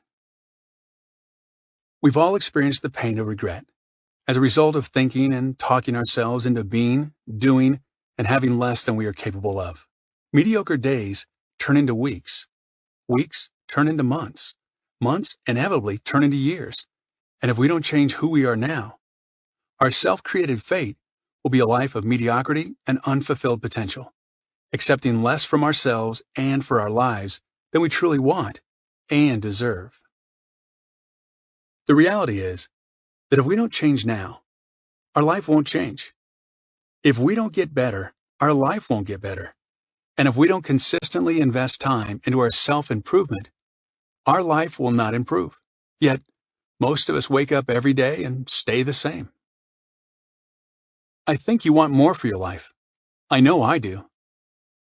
If you're being completely honest with yourself, you truly want to live an extraordinary life. That doesn't necessarily mean being rich or famous.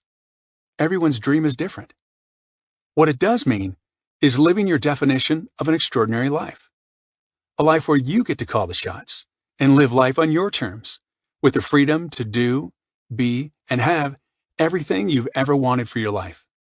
No excuses, no regrets. Just an incredible, meaningful, and exciting life.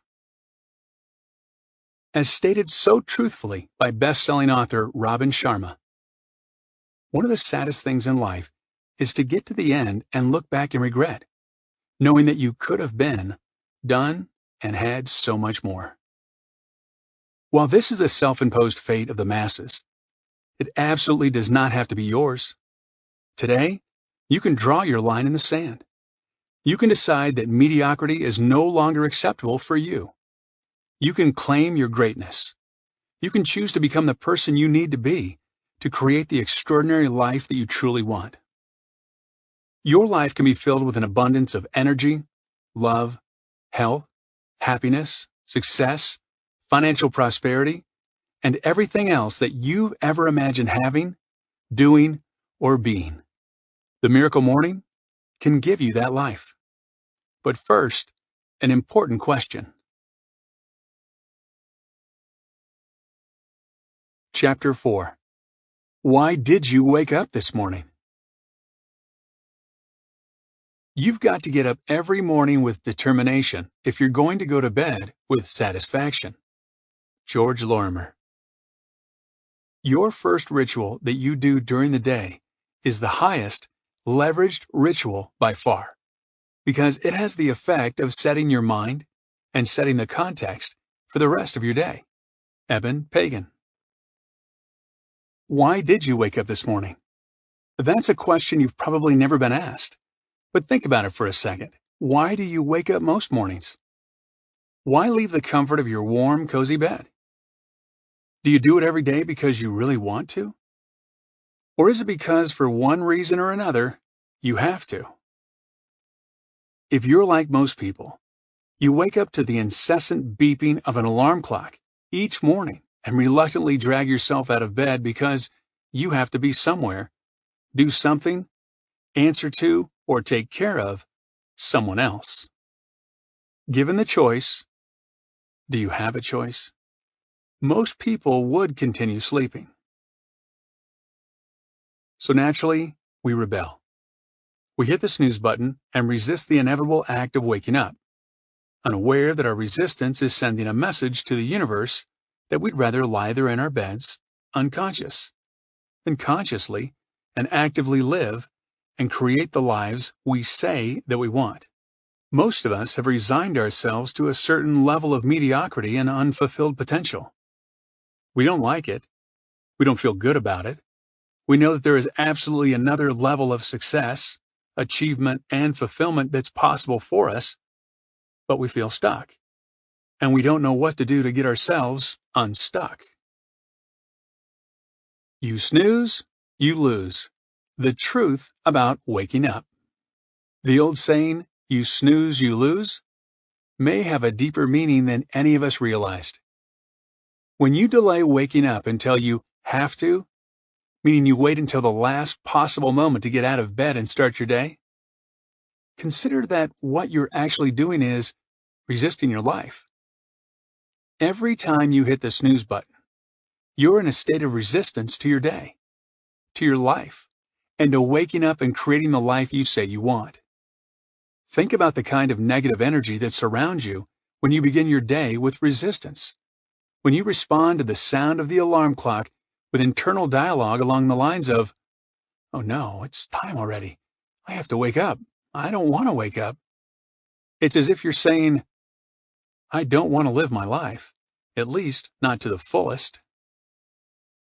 Many people who suffer from depression report that the morning time is the most difficult. They wake up with dread. Sometimes it is because of a job they feel obligated to go to, or due to a relationship that is failing. Some people feel this way simply due to the nature of depression and its ability to weigh on a person's mind, emotions, and heart without needing a specific reason. The tone of our morning has a powerful impact on the tone of the rest of our day. It becomes a cycle. Waking up with despair, spending the day continuing to feel that way, going to sleep feeling anxious or depressed, then repeat the cycle of melancholy the next day. Not only are people missing out on the abundance of clarity, energy, motivation, and personal power that comes from waking up each day on purpose, but their resistance to this inevitable daily act is a defiant statement to the universe that they would rather lie in bed, unconscious, than to create and live the life they desire. On the other hand, when you wake up each day with passion and purpose, you join the small percentage of high achievers who are living their dreams. Most importantly, you will be happy. By simply changing your approach to waking up in the morning, you will literally change everything. But don't take my word for it. Trust these famous early risers: Oprah Winfrey, Tony Robbins, Bill Gates, Howard Schultz, Deepak Chopra, Wayne Dyer, Thomas Jefferson, Benjamin Franklin, Albert Einstein, Aristotle, and far too many more to list here. No one ever taught us that by learning how to consciously set our intention to wake up each morning with a genuine desire, even enthusiasm, to do so, we can change our entire lives. If you're just snoozing every day until the last possible moment you have to head off to work, show up for school, or take care of your family, and then coming home and zoning out in front of the television until you go to bed, this used to be my daily routine. I've got to ask you, when are you going to develop yourself into the person you need to be to create the levels of health, wealth, happiness, success, and freedom that you truly want and deserve? When are you going to actually live your life instead of numbly going through the motions, looking for every possible distraction to escape reality? What if your reality, your life, could finally be something that you can't wait to be conscious for?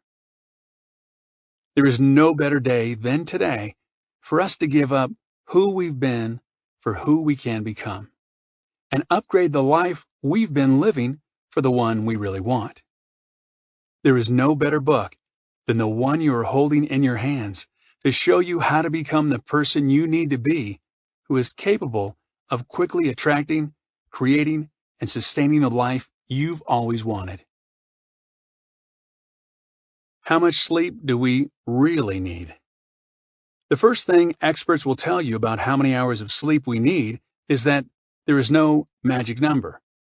The amount of sleep that is ideal varies for every individual and is influenced by factors such as age, genetics, overall health, how much exercise a person gets, and many others. While you may be at your absolute best, sleeping 7 hours a night, someone else may clearly need 9 hours to have a happy, productive life. According to the National Sleep Foundation, Some research has found that long sleep durations, 9 hours or more, are also associated with increased morbidity, illness, accidents, and even mortality, death. This research also found that variables such as depression were significantly associated with long sleep. Since there is such a wide variety of opinions from countless studies and experts, and since the amount of sleep needed varies from person to person, I'm not going to take a scientific approach here. Instead, I'm going to share my own real-world results from personal experience and experimentation, some of which may be somewhat controversial. How to wake up with more energy on less sleep. Through my own experimentation, as well as that of many other miracle morning enthusiasts who have tested this theory, I have concluded that, for the most part, we need as much sleep as we believe that we need. In other words, I've found that how we feel in the morning when we wake up, and this is a very important distinction, is not based on how many hours of sleep we got, as much as it's based on how we told ourselves we were going to feel when we woke up. For example, if you believe that you need 8 hours of sleep to feel rested, but you're getting into bed at 12 midnight and have to wake up at 6 a.m., you're likely to tell yourself, "Geez, I'm only going to get 6 hours of sleep tonight, but I need 8. I'm going to feel exhausted in the morning." Then, what happens as soon as your alarm clock goes off and you open your eyes and you realize it's time to wake up? What's the first thought you think? It's the same thought you had before bed. "Geez, I only got 6 hours of sleep. I feel exhausted." It's a self-fulfilling, self-sabotaging prophecy. If you tell yourself you're going to feel tired in the morning, then you are absolutely going to feel tired. If you believe that you need 8 hours to feel rested, then you're not going to feel rested on anything less. But what if you changed your beliefs? The mind-body connection is a powerful thing, and I believe we must take responsibility for every aspect of our lives, including the power to wake up every day feeling energized regardless of how many hours of sleep we get. I've experimented with various durations of sleep, from as little as 4 hours to as many as 9. The other variable in my experimentation was actively telling myself how I was going to feel in the morning, based on the amount of hours I slept. First, I tried each duration of sleep, telling myself before bed that I was not getting enough sleep and that I was going to feel exhausted in the morning. On 4 hours of sleep, I woke up feeling exhausted. On 5 hours of sleep, I woke up feeling exhausted. On 6 hours of sleep, you guessed it, exhausted. 7 hours, 8 hours, 9 hours.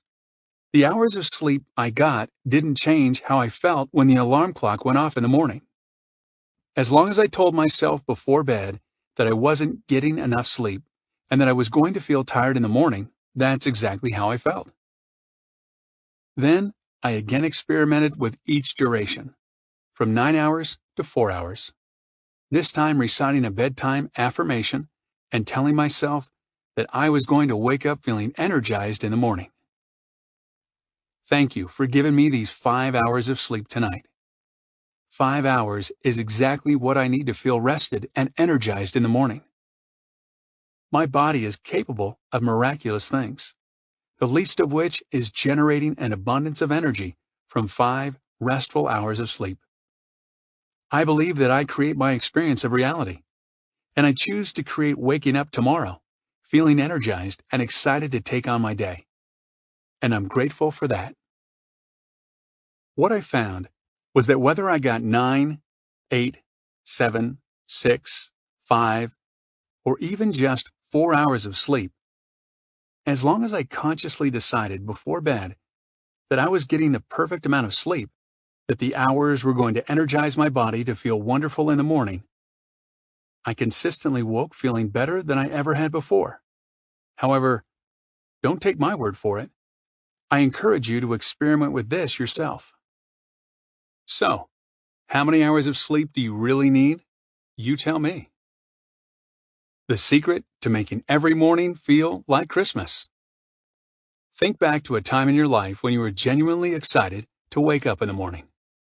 Maybe it was to catch an early flight for a vacation that you had been anticipating for months. Maybe it was your first day at a new job, or your first day of school.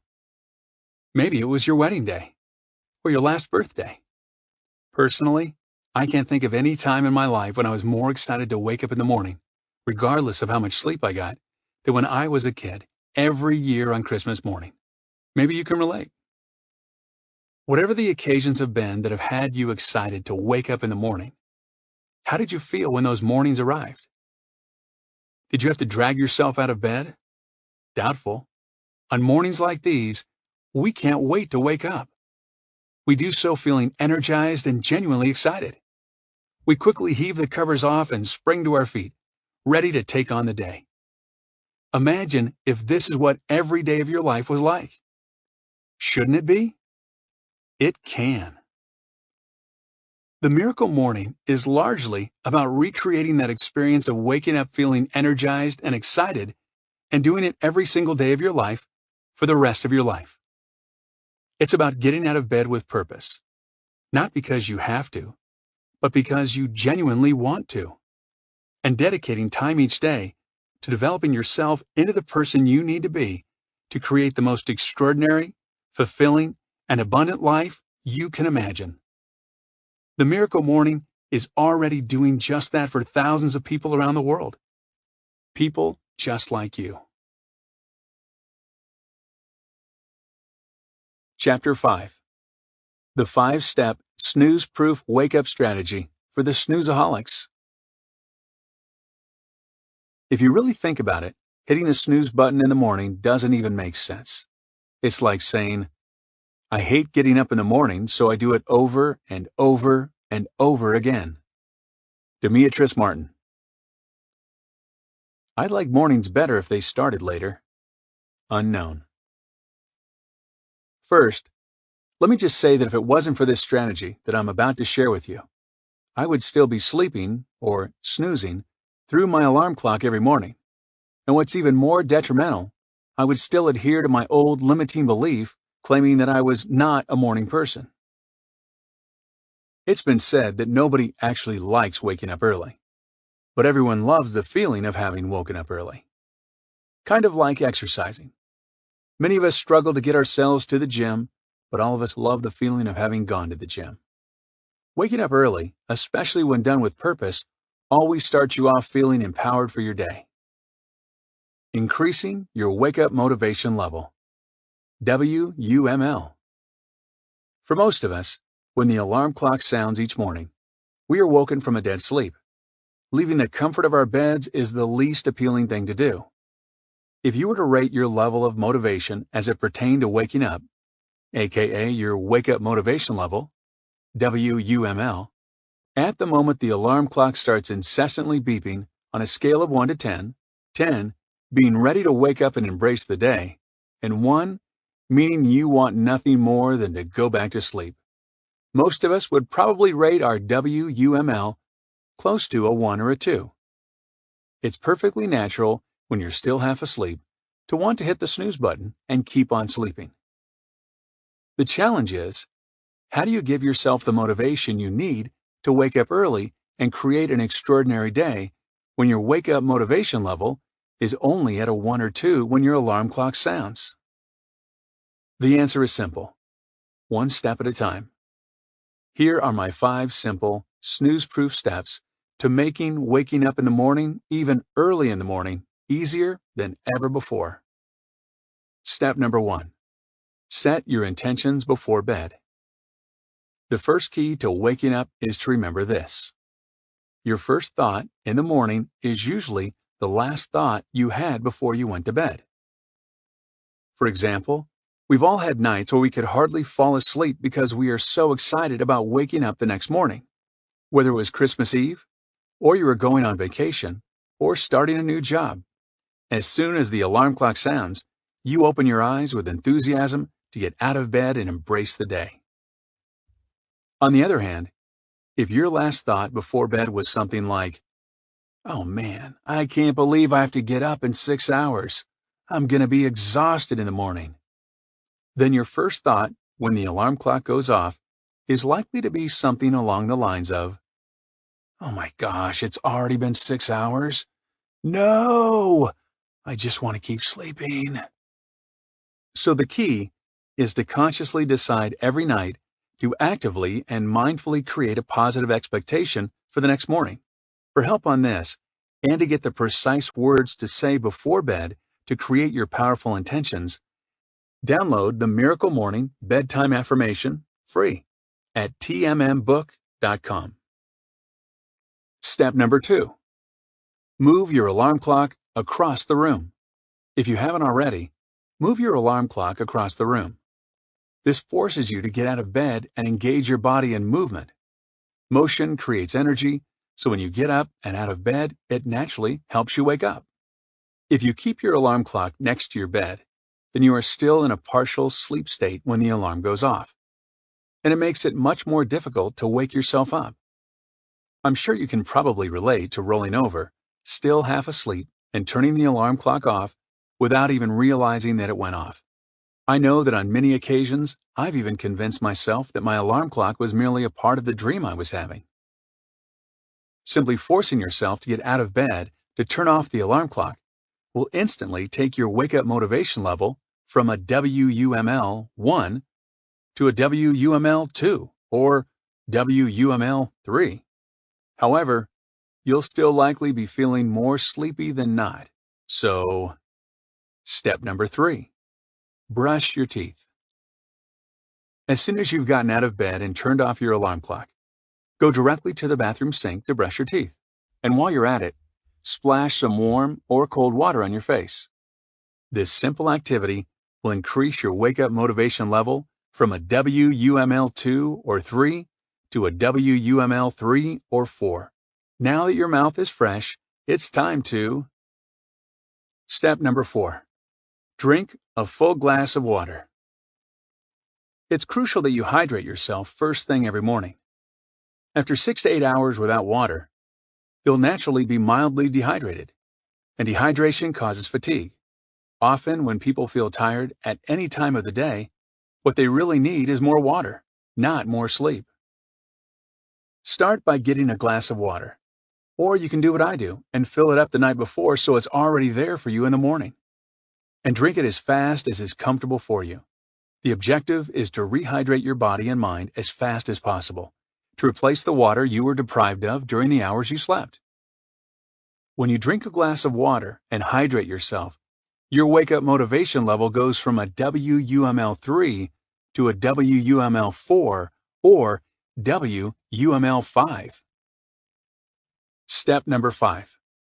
Get dressed or jump in the shower. The fourth step has 2 options. Option 1 is to get dressed in your exercise clothes so you're ready to leave your bedroom and immediately engage in your miracle morning. Option number 2 is to jump in the shower. Personally, I like to just change into my exercise clothes since I'll probably need a shower afterwards anyway. But a lot of people prefer the morning shower because it helps wake you up and gives you a fresh start to the day. It's really whichever you prefer. Regardless of which option you choose, by the time you've executed these 5 simple steps, you should be at a WUML 5 or WUML 6. And then it requires very little discipline to stay awake for your miracle morning. If you were to try and make that commitment at the time your alarm clock went off, while you're at a WUML 1, it would be a much more difficult decision to make. Here's a quick review of the 5-step snooze-proof wake-up strategy to significantly increase your wake-up motivation level. WUML. 1. This is the most important step. Remember, your first thought in the morning is usually the last thought you had before bed. So take responsibility for creating genuine excitement for the next morning every night before bed. 2. Keep your alarm clock across the room.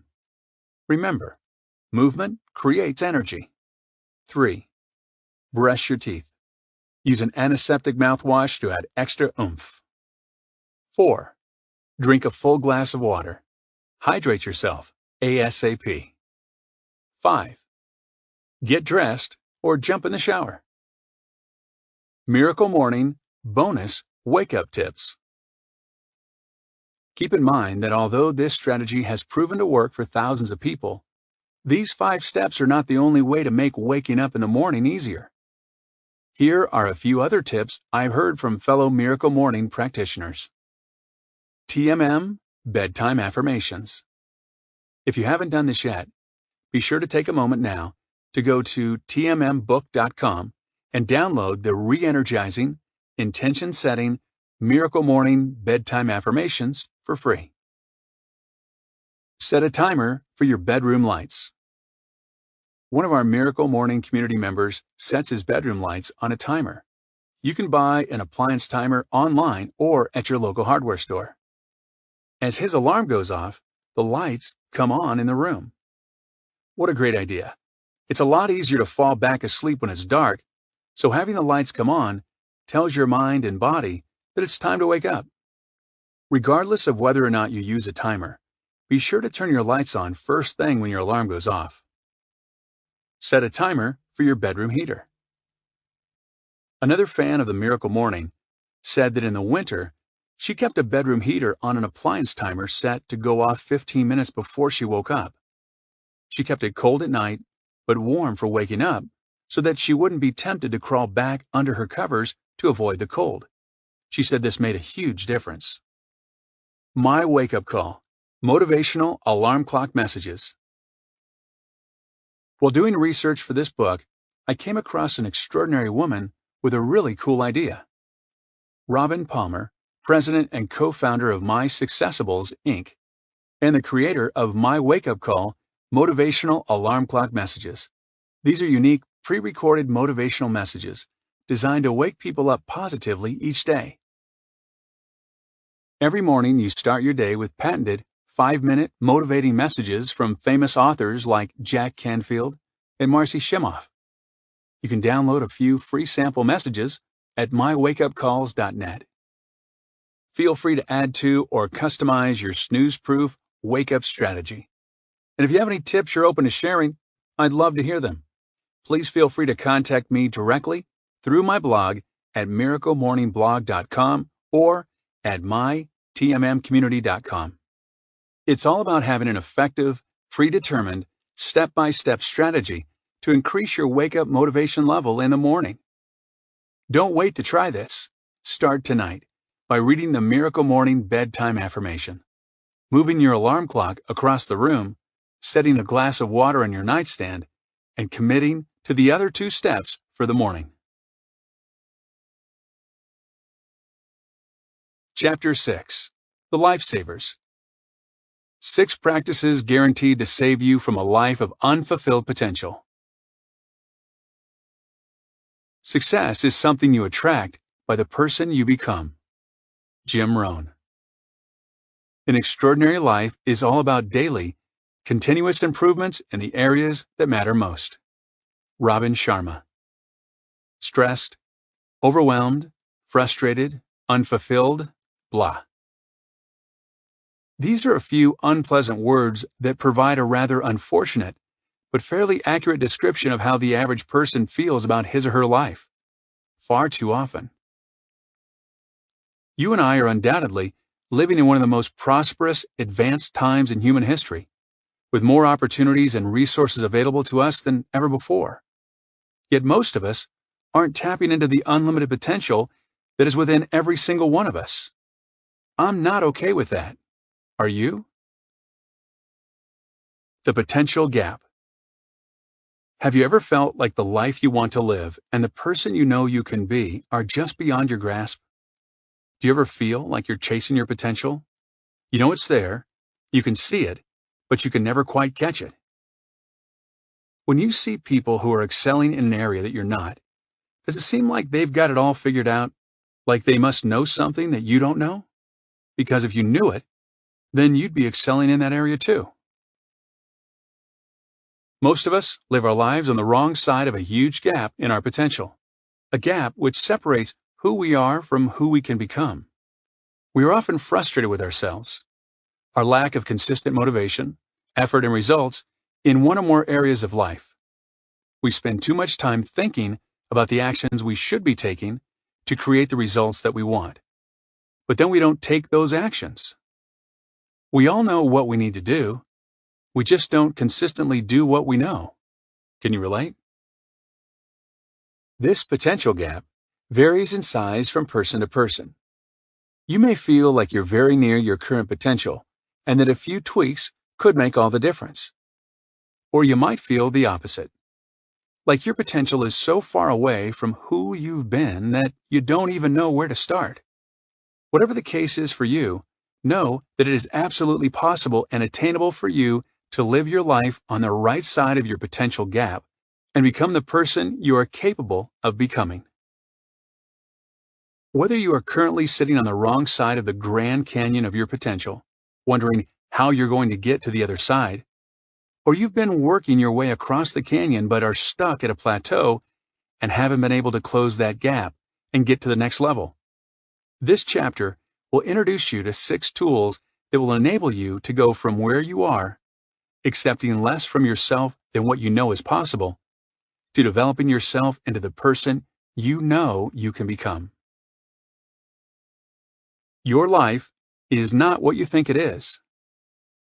Most of us are so busy trying to manage, maintain, or even just survive our life situation that we don't make the time to focus on what's most important: our life.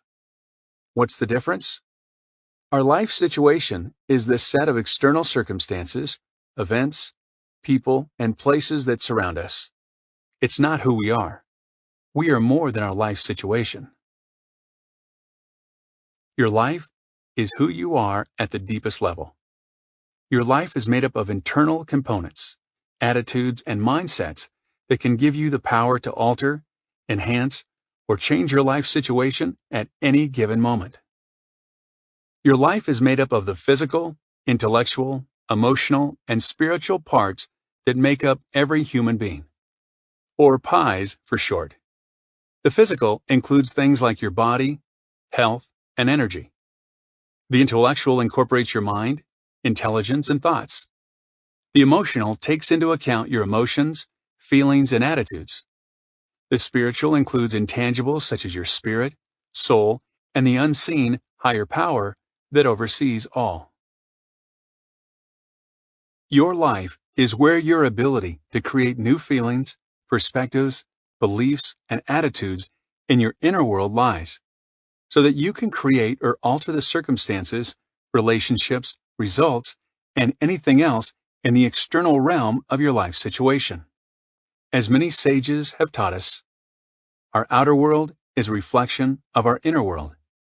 In other words, by focusing time and effort each day on developing your PIEs and constantly becoming a better version of yourself, your life situation will inevitably, almost automatically improve. I can assure you that through my own transformative journey, from the depths of mediocrity, justifying my excuses and living most areas of my life somewhere in between mediocre and average, to achieving goals that at one time seemed impossible for me, your commitment to daily personal development will be as instrumental for your transformation as it was for mine. Time to save the life you deserve to live. For too many people, the extraordinary, fulfilling, abundant life that they really want, our level 10 life, eludes them because they're so overwhelmed and overrun with their day-to-day life situation.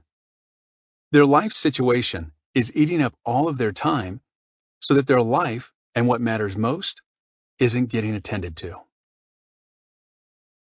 In order to save your level 10 life from being neglected and limited by the demands of your life situation, which ultimately leads to a life of regret, unfulfilled potential, and even mediocrity, you must prioritize and dedicate time each day to your personal development.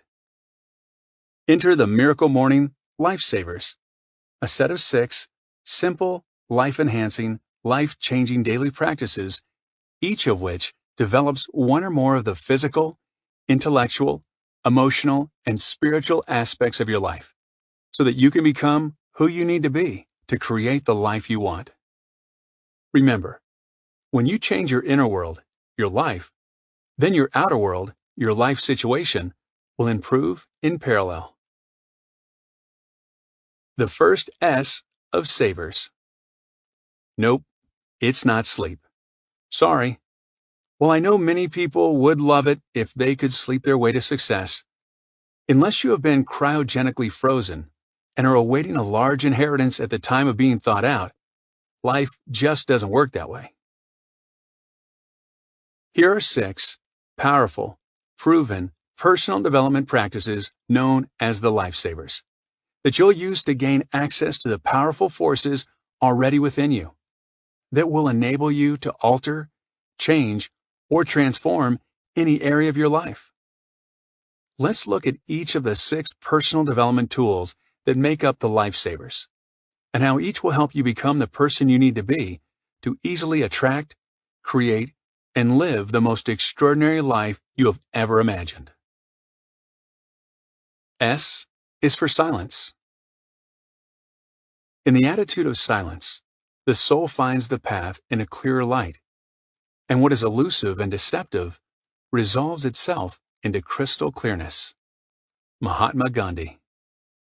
You can learn more in an hour of silence than you can in a year from books. Matthew Kelly.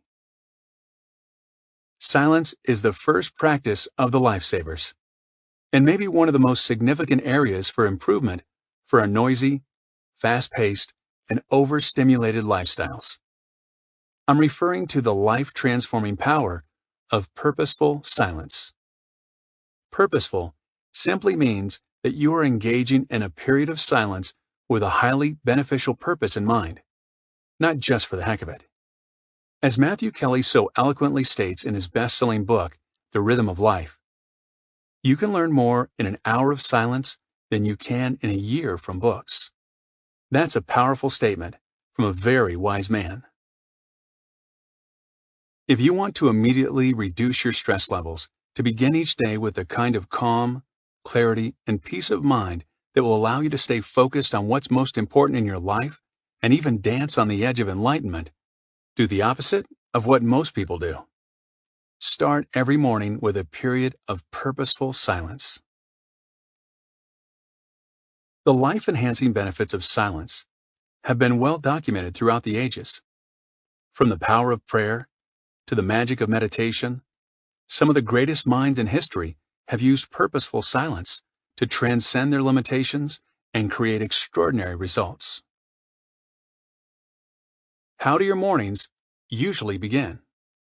Do you invest time in centering yourself and creating an optimum state of mind to lead you through the rest of the day? Or do you usually wait to wake up until you've got something to do? Do the words calm, peaceful, or rejuvenating describe your average morning? If they do, congratulations, you're already a step ahead of the rest of us. For most of us, words like rushed, hectic, stressful, or even chaotic might best describe our typical morning. For others, slow, lazy, and lethargic might be a more accurate description of how the morning begins. Which of these scenarios best describes your average morning? Mornings, for most of us, are typically pretty hectic and rushed. We're usually running around trying to get ready for the day, and our minds are often plagued with internal chatter about what we have to do, where we have to go, who we have to see, what we forgot to do, the fact that we're running late, a recent argument with our significant other or family member. For others, we have trouble just getting going on most mornings. We feel sluggish, lazy, and unproductive. So for the great majority of us, the mornings are either stressful and rushed or slow and unproductive. Neither of these represents the optimum way to start your day. Silence is one of the best ways to immediately reduce stress, while increasing your self-awareness and gaining the clarity that will allow you to maintain your focus on your goals, priorities, and what's most important for your life, each and every day. Here are some of my favorite activities to choose from and practice during my period of silence. In no particular order, followed by a simple meditation to get you started. Meditation, prayer, reflection, deep breathing, gratitude. Some mornings, I do just one of these activities, and other mornings, I combine them. All of these practices will relax your mind and body, calm your spirit, and allow you to be totally present and open to receiving the benefits that will come from the remaining lifesavers which make up the rest of your miracle morning. It is very important that you don't stay in bed for this, and preferably that you leave your bedroom altogether. The problem with staying in bed, or even in your bedroom where your comfy bed is within your line of sight, is that it's too easy to go from sitting in silence to slouching to falling back to sleep. I always sit on my living room couch, where I already have everything set up that I need for my miracle morning. My affirmations, journal, yoga DVD, the book I'm currently reading, everything has its place and is ready for me each day so that, in the morning, it's easy to jump right in and engage in my miracle morning, without having to search for anything. Meditation. Since there are plenty of great books, articles, and websites that concentrate on meditation, I won't go into too much detail in describing the proven benefits and the various approaches to meditating. Instead, I'll just mention a few of what I believe are the most significant benefits, and give you simple, step-by-step meditation that you can begin immediately. The essence of meditation is simply silencing or focusing the mind for a period of time. You may or may not be aware of all the extraordinary health benefits of meditating. Study after study shows that meditation can be more effective than medication. Studies link regular meditation to changes in metabolism, blood pressure, brain activation, and other mind and bodily functions. It can alleviate stress and pain, promote sleep, enhance focus and concentration, and even increase lifespan. Meditation also requires very little time. You can take advantage of the benefits of meditation in just a few minutes a day. Well-known celebrities, CEOs, and highly successful people like Jerry Seinfeld, Sting, Russell Simmons, Oprah, and many more have publicly stated that regular, often daily, meditation has become an invaluable part of their life. Tupperware CEO Rick Goins told the Financial Times that he tried to meditate for at least 20 minutes every day, stating, "For me, it's a practice that not only burns off stress, but gives me fresh eyes to clarify what's really going on and what really matters." Oprah told Dr. Oz that transcendental meditation has helped her connect with that which is God, according to the Huffington Post. There are many genres and types of meditation, but generally speaking, you can divide them into two categories: guided and individual meditations. Guided meditations are those in which you listen to another person's voice and receive instructions to help guide your thoughts, focus, and awareness. Individual meditations are simply those you do on your own, without assistance from anyone else. Miracle Morning Meditation. For exclusive access to Miracle Morning guided meditations, which I created specifically for you to use during your miracle morning, take a moment to download the brand new Miracle Morning iPhone, iPad app, also compatible with Android, available now in the App Store. Otherwise, here is a simple, step-by-step individual meditation that you can use during your miracle morning, even if you've never meditated before. Before beginning your meditation, it's important to prepare your mindset and set your expectations. This is a time for you to quiet your mind and let go of the compulsive need to constantly be thinking about something, either reliving the past, stressing, or worrying about the future, but never living fully in the present. This is a time to let go of your stresses, take a break from worrying about your problems, and be fully present in this moment. It is a time to access the essence of who you truly are, to go deeper than what you have, what you do, or the labels you've accepted as who you are, which most people have never even attempted to do. Accessing this essence of who you truly are is often referred to as just being. Not thinking, not doing, just being. If this sounds foreign to you, or too new agey, that's okay. I used to feel the same way. It's probably just because you've never tried it before, but thankfully, you're about to. Find a quiet, comfortable place to sit. You can sit up straight on the couch, on a chair, on the floor, or sit on a pillow for added comfort. Sit upright, cross-legged. You can close your eyes or you can look down at the ground, approximately 2 feet in front of you. Begin by focusing on your breath, taking slow, deep breaths. In through the nose, out through the mouth. And be sure to breathe into your belly rather than your chest. The most effective breathing should cause your belly to expand and not your chest. Now, start pacing your breath. In slowly on a count of 3 seconds. 1, 1,000. 2, 1,000. 3, 1,000. Hold it in for 3 seconds. 1, 1,000. 2, 1,000. 3, 1,000. And then breathe out slowly on a count of 3 seconds. 1, 1,000. 2, 1,000. 3, 1,000. Feel your thoughts and emotions settling down as you focus on your breath.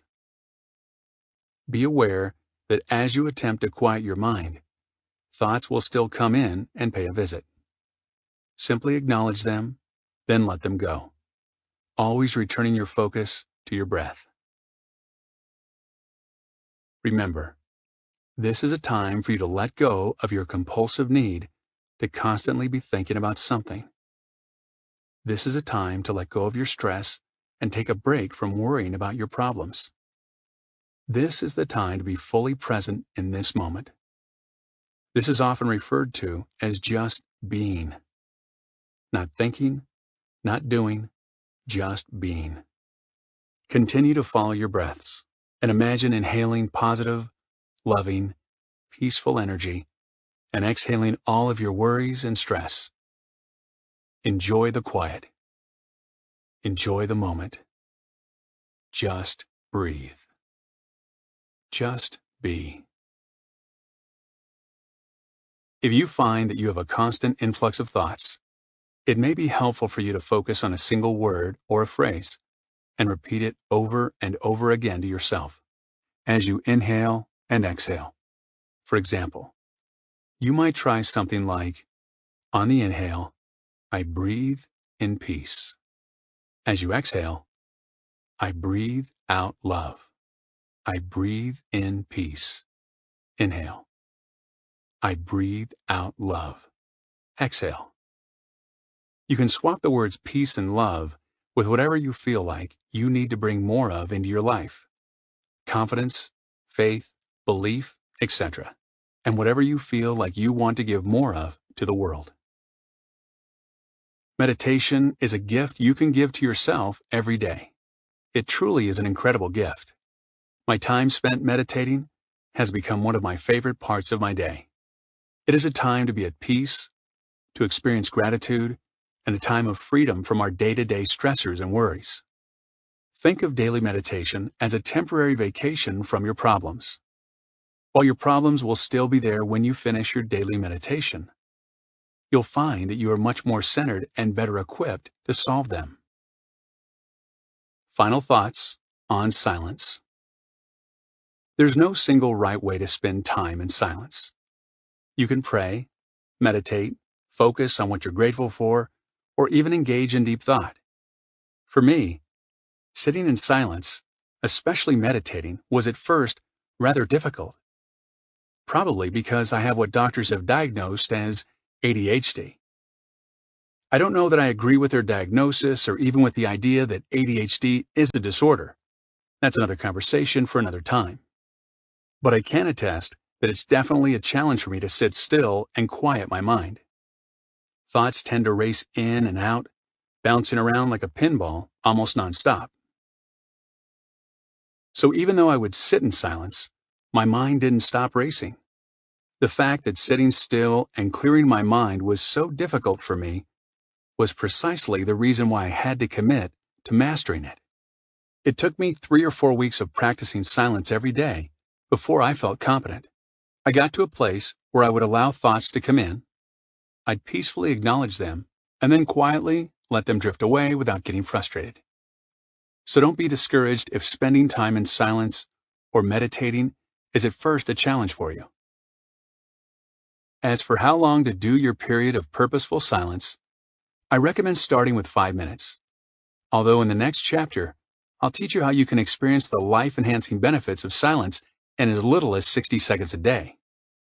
When I began this practice, I'd sit in silence, calm and relaxed, say a prayer, meditate, ponder what I was grateful for, and just breathe deeply for 5 minutes.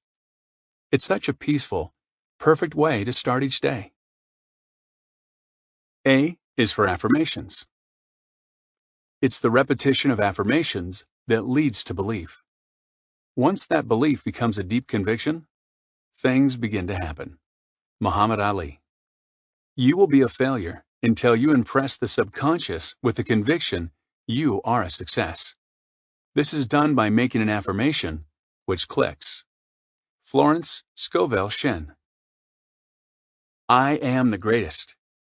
Muhammad Ali affirmed these words over and over again, and then he became them. Affirmations are one of the most effective tools for quickly becoming the person you need to be to achieve everything you want in your life. Affirmations allow you to design and then develop the mindset, thoughts, beliefs, focus that you need to take any area of your life to the next level.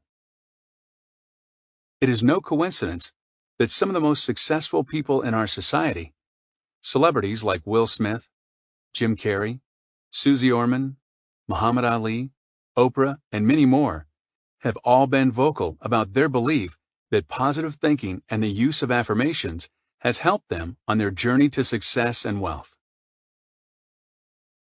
Whether or not you realize it, incessantly talking to oneself is not just for crazy people. Every single one of us has an internal dialogue that runs through our heads, almost nonstop. Most of it is unconscious. That is, we don't consciously choose the dialogue. Instead, we allow our past experiences, both good and bad, to replay over and over again. Not only is this completely normal, it is one of the most important processes for each of us to learn about and master. Yet, very few people take responsibility for actively choosing to think positive, proactive thoughts that will add value to their lives. I recently read a statistic that 80% of women have self-depreciating thoughts about themselves, body image, job performance, other people's opinions of them, etc., throughout the day. I'm sure that men do also, although it may be to a lesser extent. Your self-talk has dramatic influence on your level of success in every aspect of your life. Confidence, health, happiness, wealth, relationships, etc. Your affirmations are either working for or against you, depending on how you are using them. If you don't consciously design and choose your affirmations, you are susceptible to repeating and reliving the fears, insecurities, and limitations of your past. However, when you actively design and write out your affirmations to be in alignment with what you want to accomplish and who you need to be to accomplish it, and commit to repeating them daily, ideally out loud, they immediately make an impression on your subconscious mind. Your affirmations go to work to transform the way you think and feel so you can overcome your limiting beliefs and behaviors and replace them with those you need to succeed. How affirmations changed my life. My first real-life exposure to the power of affirmations came when I was living with one of my most successful friends, Matt Ricord. Nearly every day, I would hear Matt shouting from the shower in his bedroom. Thinking he was yelling for me, I would approach his bedroom door, only to find that he was shouting things like, "I am in control of my destiny. I deserve to be a success. I am committed to doing everything I must do today to reach my goals and create the life of my dreams." What a weirdo, I thought.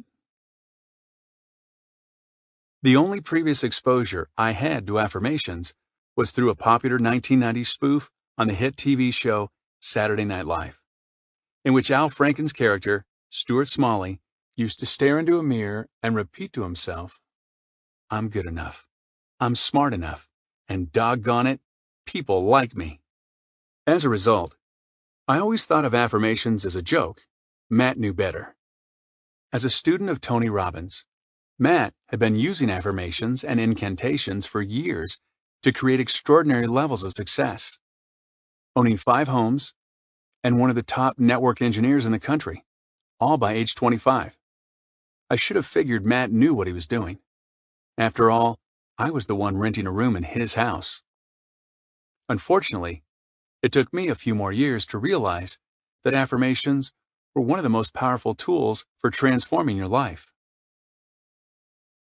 My first-hand experience using affirmations came when I read about them in Napoleon Hill's legendary book, Think and Grow Rich, which I highly recommend, by the way. Although I was skeptical that the repetition of affirmations was really going to make any measurable impact on my life, I thought I would give it a shot. If it worked for Matt, it might work for me. I chose to target the limiting belief I had developed after suffering significant brain damage in my car accident. I have a horrible memory. If you read my first book, Taking Life Head On, you know that my short-term memory was almost non-existent following my car accident. While this led to some pretty comical incidents, my memory was so poor that friends and family would spend hours visiting with me at the hospital, take a quick lunch break, and then return to have me greet them as if I hadn't seen them in years. Facing such a real physical limitation due to a traumatic brain injury caused me to constantly reinforce the belief that I have a horrible memory. Anytime someone asked me to remember or remind them of something, I would always respond, "I would, but I really can't. I have brain damage and a horrible short-term memory." It had been 7 years since my car accident, and while this belief was based on my reality then, it was time to let it go. Maybe my memory was so horrible, at least in part, because I had never made the effort to believe it could improve. As Henry Ford said, whether you think you can or think you can't, you're right either way. If affirmations could change what was to me the most justified limiting belief that I had, then they could probably change anything. So I created my first affirmation, which read, "I am letting go of the limiting belief that I have a horrible memory. My brain is a miraculous organism capable of healing itself, and my memory can improve, but only in proportion to how much I believe it can improve. So from this moment on, I am maintaining the unwavering belief that I have an excellent memory, and it's continuing to get better every day." I read this short affirmation every day during my miracle morning. Still programmed with my past beliefs, I wasn't sure it was working. Then, 2 months after my first day reciting my affirmation, something occurred that hadn't occurred in over 7 years. A friend asked me to remember to call her the next day, and I responded, "Sure, no problem." As soon as the words left my mouth, my eyes widened and I got excited. My limiting belief about my horrible memory was losing its power. I had replaced it and reprogrammed my subconscious mind with my new, empowering belief, using my affirmations. From that point on, having also added the belief that affirmations really work, not only did my memory continue to improve, but I created affirmations for every area of my life that I wanted to advance. I began using affirmations to improve my health, finances, relationships, overall happiness, confidence, as well as any and all beliefs, mindsets, and habits that needed an upgrade. Nothing was off limits. There are no limits. How's your programming? We've all been programmed at the subconscious level to think, believe, and act the way we do. Our programming is a result of many influences, including what we have been told by others, what we have told ourselves, and all of our life experiences, both good and bad.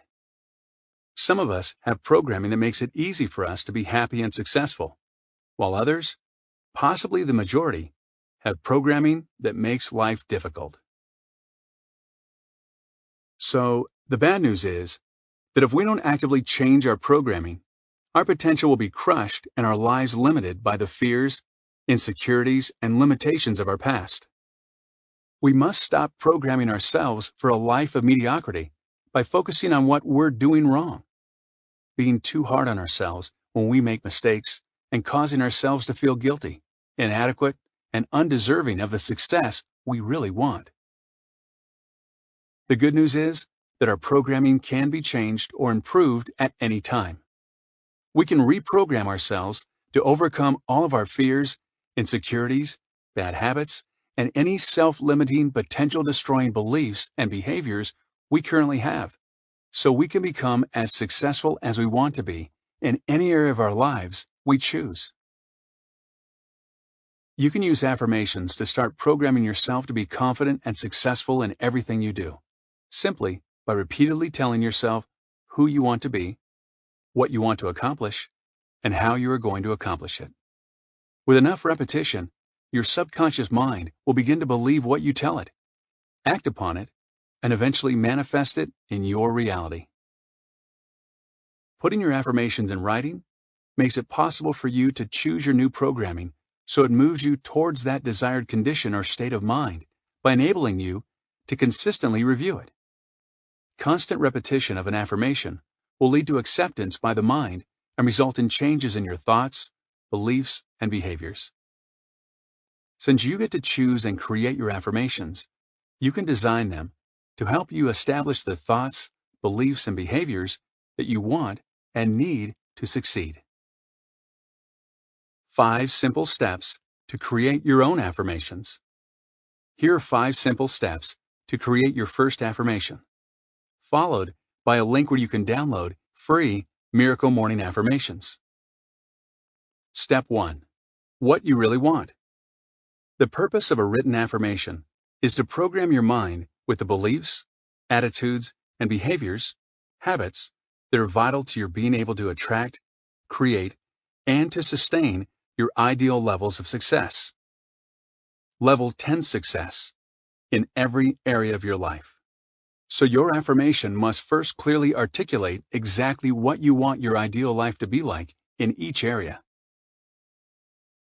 You can organize your affirmations according to the areas that you most want to focus on improving, such as health, fitness, mindset, emotions, finances, relationships, spirituality, etc. Begin with clarifying in writing what you really want, your ideal vision for yourself and your life in each area. Step 2. Why you want it. As my good friend Adam Stock, president of Rising Stock Inc., once told me, the whys begin with whys. Everyone wants to be happy, healthy, and successful. But wanting is rarely an effective strategy for getting. Those who overcome the temptations of mediocrity and achieve everything they want in life have an extraordinarily compelling why that drives them. They have defined a clear life purpose that is more powerful than the collective sum of their petty problems and the countless obstacles they will inevitably face. And they wake up each day and work towards their purpose. Include why at the deepest level. All of the things you want are important to you. Being crystal clear on your deepest whys will give you an unstoppable purpose. Step 3. Whom you are committed to being to create it. As my first coach, Jeff Suey, used to say, this is where the rubber meets the road. In other words, your life gets better only after you get better. Your outer world improves only after you've invested countless hours improving yourself. Being who you need to be and doing what you need to do are prerequisites for having what you want to have. Get clear on who you need to be, are committed to being in order to take your life, business, health, marriage, etc. to the next level and beyond. Step 4. What you're committed to doing to attain it. Which actions will you need to take on a consistent basis to make your vision for your ideal life a reality? Want to lose weight? Your affirmation might say something like, I am 100% committed to going to the gym 5 days a week and running on the treadmill for a minimum of 20 minutes. If you're a salesperson, your affirmation might read, I'm committed to making 20 prospecting calls every day, from 8 a.m. to 9 a.m. The more specific your actions are, the better. Be sure to include frequency, how often, quantity, how many, and precise time frames, what times you'll begin and end your activities. It's also important to start small. If you're going to the gym 0 days a week for 0 minutes, going to 5 days a week for 20 minutes is a big leap. It's important to take manageable steps. Feel small successes along the way so you feel good and don't get discouraged by setting expectations too high to be able to maintain. You can build up to your ideal goal. Start by writing down a daily or weekly goal and decide when you will increase it. After a few weeks of successfully meeting your goal of going to the gym 2 days a week for 20 minutes, then move it up to 3 days a week for 20 minutes and so on. Step 5. Add inspirational quotes and philosophies. I am always on the lookout for quotes and philosophies that I can add to my affirmations. For example, one of my affirmations comes from the book, What Got You Here Won't Get You There by Marshall Goldsmith. It reads, The #1 skill of influencers is the sincere effort to make a person feel that he or she is the most important person in the world. It's one of the skills that Bill Clinton, Oprah Winfrey, and Bruce Goodman used to become the best in their fields. I will do this for every person I connect with. Another reads, Follow Tim Ferriss's advice. To maximize productivity, schedule 3 to 5 hour blocks or half days of singularly focused attention on one single activity or project, rather than trying to switch tasks every 60 minutes. Anytime you see or hear a quote that inspires you, or come across an empowering philosophy or strategy and think to yourself, man, that is a huge area of improvement for me, add it to your affirmations. By focusing on these every day, you will begin to integrate the empowering philosophies and strategies into your way of thinking and living, which will improve your results and quality of life. Final thoughts on affirmations. In order for your affirmations to be effective, it is important that you tap into your emotions while reading them. Mindlessly repeating a phrase over and over again without feeling its truth will have a minimal impact on you. You must take responsibility for generating authentic emotions and powerfully infusing those emotions into every affirmation you repeat to yourself. Have fun with it. If you're excited about an affirmation, it doesn't hurt to dance and shout it from the rooftops. It can also be beneficial to incorporate a purposeful physiology, such as reciting your affirmations while standing tall, taking deep breaths, making a fist, or exercising. Combining physical activity with affirmations is a great way to harness the power of the mind-body connection. Keep in mind that your affirmations will never really be a final draft, because you should always be updating them. As you continue to learn, grow, and evolve, so should your affirmations. When you come up with a new goal, dream, habit, or philosophy you want to integrate into your life, add it to your affirmations. When you accomplish a goal or completely integrate a new habit into your life, you might find it's no longer necessary to focus on it every day, and thus choose to remove it from your affirmations. Finally, you must be consistent with reading your daily affirmations. That's right, you must read them daily. Saying an occasional affirmation is as effective as getting an occasional workout.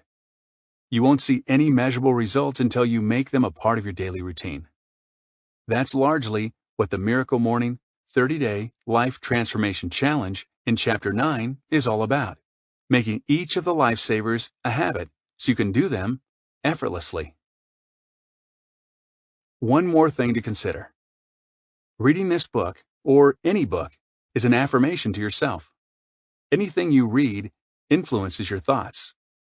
When you consistently read positive self-improvement books and articles, you are programming your mind with the thoughts and beliefs that will support you in creating success. Visit tmmbook.com to get help creating and perfecting your affirmations. See a sample of my own personal affirmations. View and download highly effective Miracle Morning affirmations on everything from losing weight, improving your relationships, increasing your energy, developing extraordinary self-confidence, making more money, overcoming depression, and much more. V is for visualization. Ordinary people believe only in the possible. Extraordinary people visualize not what is possible or probable, but rather what is impossible. And by visualizing the impossible, they begin to see it as possible. Sherry Carter Scott. See things as you would have them be instead of as they are. Robert Collier. Visualization, also known as creative visualization or mental rehearsal, refers to the practice of seeking to generate positive results in your outer world by using your imagination to create mental pictures of specific behaviors and outcomes occurring in your life. Frequently used by athletes to enhance their performance, visualization is the process of imagining exactly what you want to achieve or attain, and then mentally rehearsing what you'll need to do to achieve or attain it. Many highly successful individuals, including celebrities, have advocated the use of visualization, claiming that it's played a significant role in their success. Such stars include Bill Gates, Arnold Schwarzenegger, Anthony Robbins, Tiger Woods, Will Smith, Jim Carrey, and yet again, the one and only Oprah. Could there be a link between Oprah being one of the most successful women in the world and the fact that she practices most, if not all 6 of the lifesavers? Tiger Woods, arguably the greatest golfer of all time, is famous for using visualization to mentally rehearse perfect execution of his golf swing on every hole. Another world champion golfer, Jack Nicklaus, has said, "I never hit a shot, not even in practice, without having a very sharp, in-focus picture of it in my head." Will Smith stated that he used visualization to overcome challenges and visualized his success years before actually becoming successful. Another famous example is actor Jim Carrey, who wrote himself a check in 1987 in the amount of $10 million. He dated it for Thanksgiving 1995 and added in the memo line, "for acting services rendered." He then visualized it for years, and in 1994, he was paid $10 million for his starring role in Dumb and Dumber. What do you visualize? Most people are limited by visions of their past, replaying previous failures and heartbreaks. Creative visualization enables you to design the vision that will occupy your mind, ensuring that the greatest pull on you is your future, a compelling, exciting, and limitless future. Here's a brief summary of how I use visualization, followed by 3 simple steps for you to create your own visualization process. After I've read my affirmations, I sit upright on my living room couch, close my eyes, and take a few slow, deep breaths. For the next 5 minutes, I simply visualize myself living my ideal day, performing all of my tasks with ease, confidence, and enjoyment. For example, during the months that I spent writing this book, who am I kidding? It took years. I would first visualize myself writing with ease, enjoying the creative process, free from stress, fear, and writer's block. I also visualize the end result, people reading the finished book, loving it, and telling their friends about it. Visualizing the process being enjoyable, free from stress and fear, motivated me to take action and overcome procrastination. 3 simple steps for Miracle Morning Visualization. Directly after reading your affirmations, where you took the time to articulate and focus on your goals and who you need to be to take your life to the next level, is the prime time to visualize yourself living in alignment with your affirmations. Step 1. Get ready. Some people like to play instrumental music in the background, such as classical or Baroque. Check out anything from the composer Bach during their visualization. If you'd like to experiment with playing music, put it on with the volume relatively low. Now, sit up tall, in a comfortable position. This can be on a chair, couch, floor, etc. Breathe deeply. Close your eyes, clear your mind, and get ready to visualize. Step 2. Visualize what you really want. Many people don't feel comfortable visualizing success and are even scared to succeed. Some people may experience resistance in this area. Some may even feel guilty that they will leave the other 95% behind when they become successful. This famous quote from Marianne Williamson's best-selling book, A Return to Love, may resonate with anyone who feels mental or emotional obstacles when attempting to visualize. Our deepest fear is not that we are inadequate. Our deepest fear is that we are powerful beyond measure. It is our light, not our darkness, that most frightens us. We ask ourselves, who am I to be brilliant, gorgeous, talented, fabulous? Actually, who are you not to be? You are a child of God. Your playing small does not serve the world. There is nothing enlightened about shrinking so that other people won't feel insecure around you. We are all meant to shine, as children do. We were born to make manifest the glory of God that is within us. It's not just in some of us, it's in everyone. And as we let our own light shine, we unconsciously give other people permission to do the same. As we are liberated from our own fear, our presence automatically liberates others. The greatest gift we can give to the people we love is to live to our full potential. What does that look like for you? What do you really want? Forget about logic, limits, and being practical.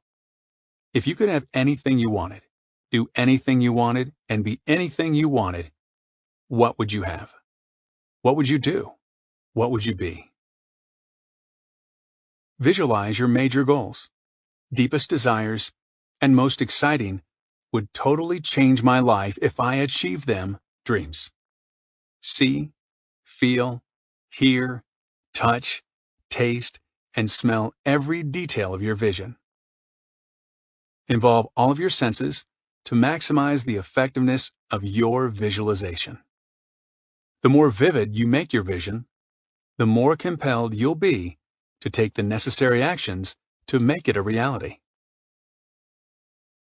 Now, fast forward into the future to see yourself achieving your ideal outcomes and results. You can either look towards the near future, the end of the day, or further into the future, like I did while writing this book, when I visualized people reading it, loving it, and recommending it to their friends. The point is, you want to see yourself accomplishing what you set out to accomplish, and you want to experience how good it will feel to have followed through and achieved your goals. Step 3. Visualize who you need to be and what you need to do.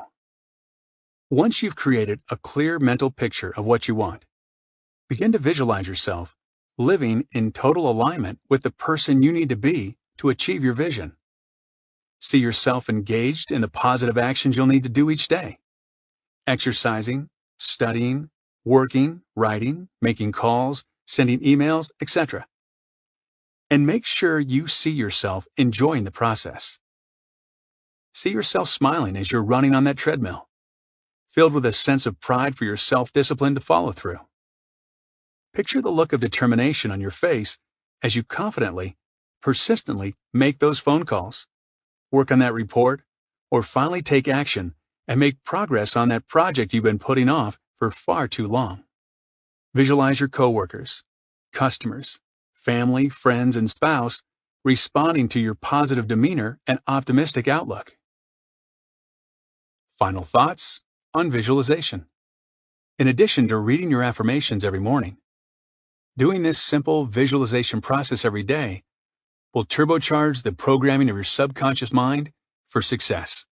You will begin to live in alignment with your ideal vision and make it a reality. Visualizing your goals and dreams is believed by some experts to attract your visions into your life. Whether or not you believe in the law of attraction, there are practical applications for visualization. When you visualize what you want, you stir up emotions that lift your spirits and pull you towards your vision. The more vividly you see what you want, and the more intensely you allow yourself to experience now the feelings you will feel once you've achieved your goal, the more you make the possibility of achieving it feel real. When you visualize daily, you align your thoughts and feelings with your vision. This makes it easier to maintain the motivation you need to continue taking the necessary actions. Visualization can be a powerful aid to overcoming self-limiting habits such as procrastination, and to taking the actions necessary to achieve your goals. I recommend starting with just 5 minutes of visualization. However, in the next chapter, the 6-Minute Miracle Morning, I'm going to teach you how you can gain the powerful benefits of visualizing in just 1 minute per day. TMM Bonus: Create your vision board. Vision boards were made popular by the best-selling book and film, The Secret. A vision board is simply a poster board on which you post images of what you want to have, who you want to become, what you want to do, where you want to live, etc.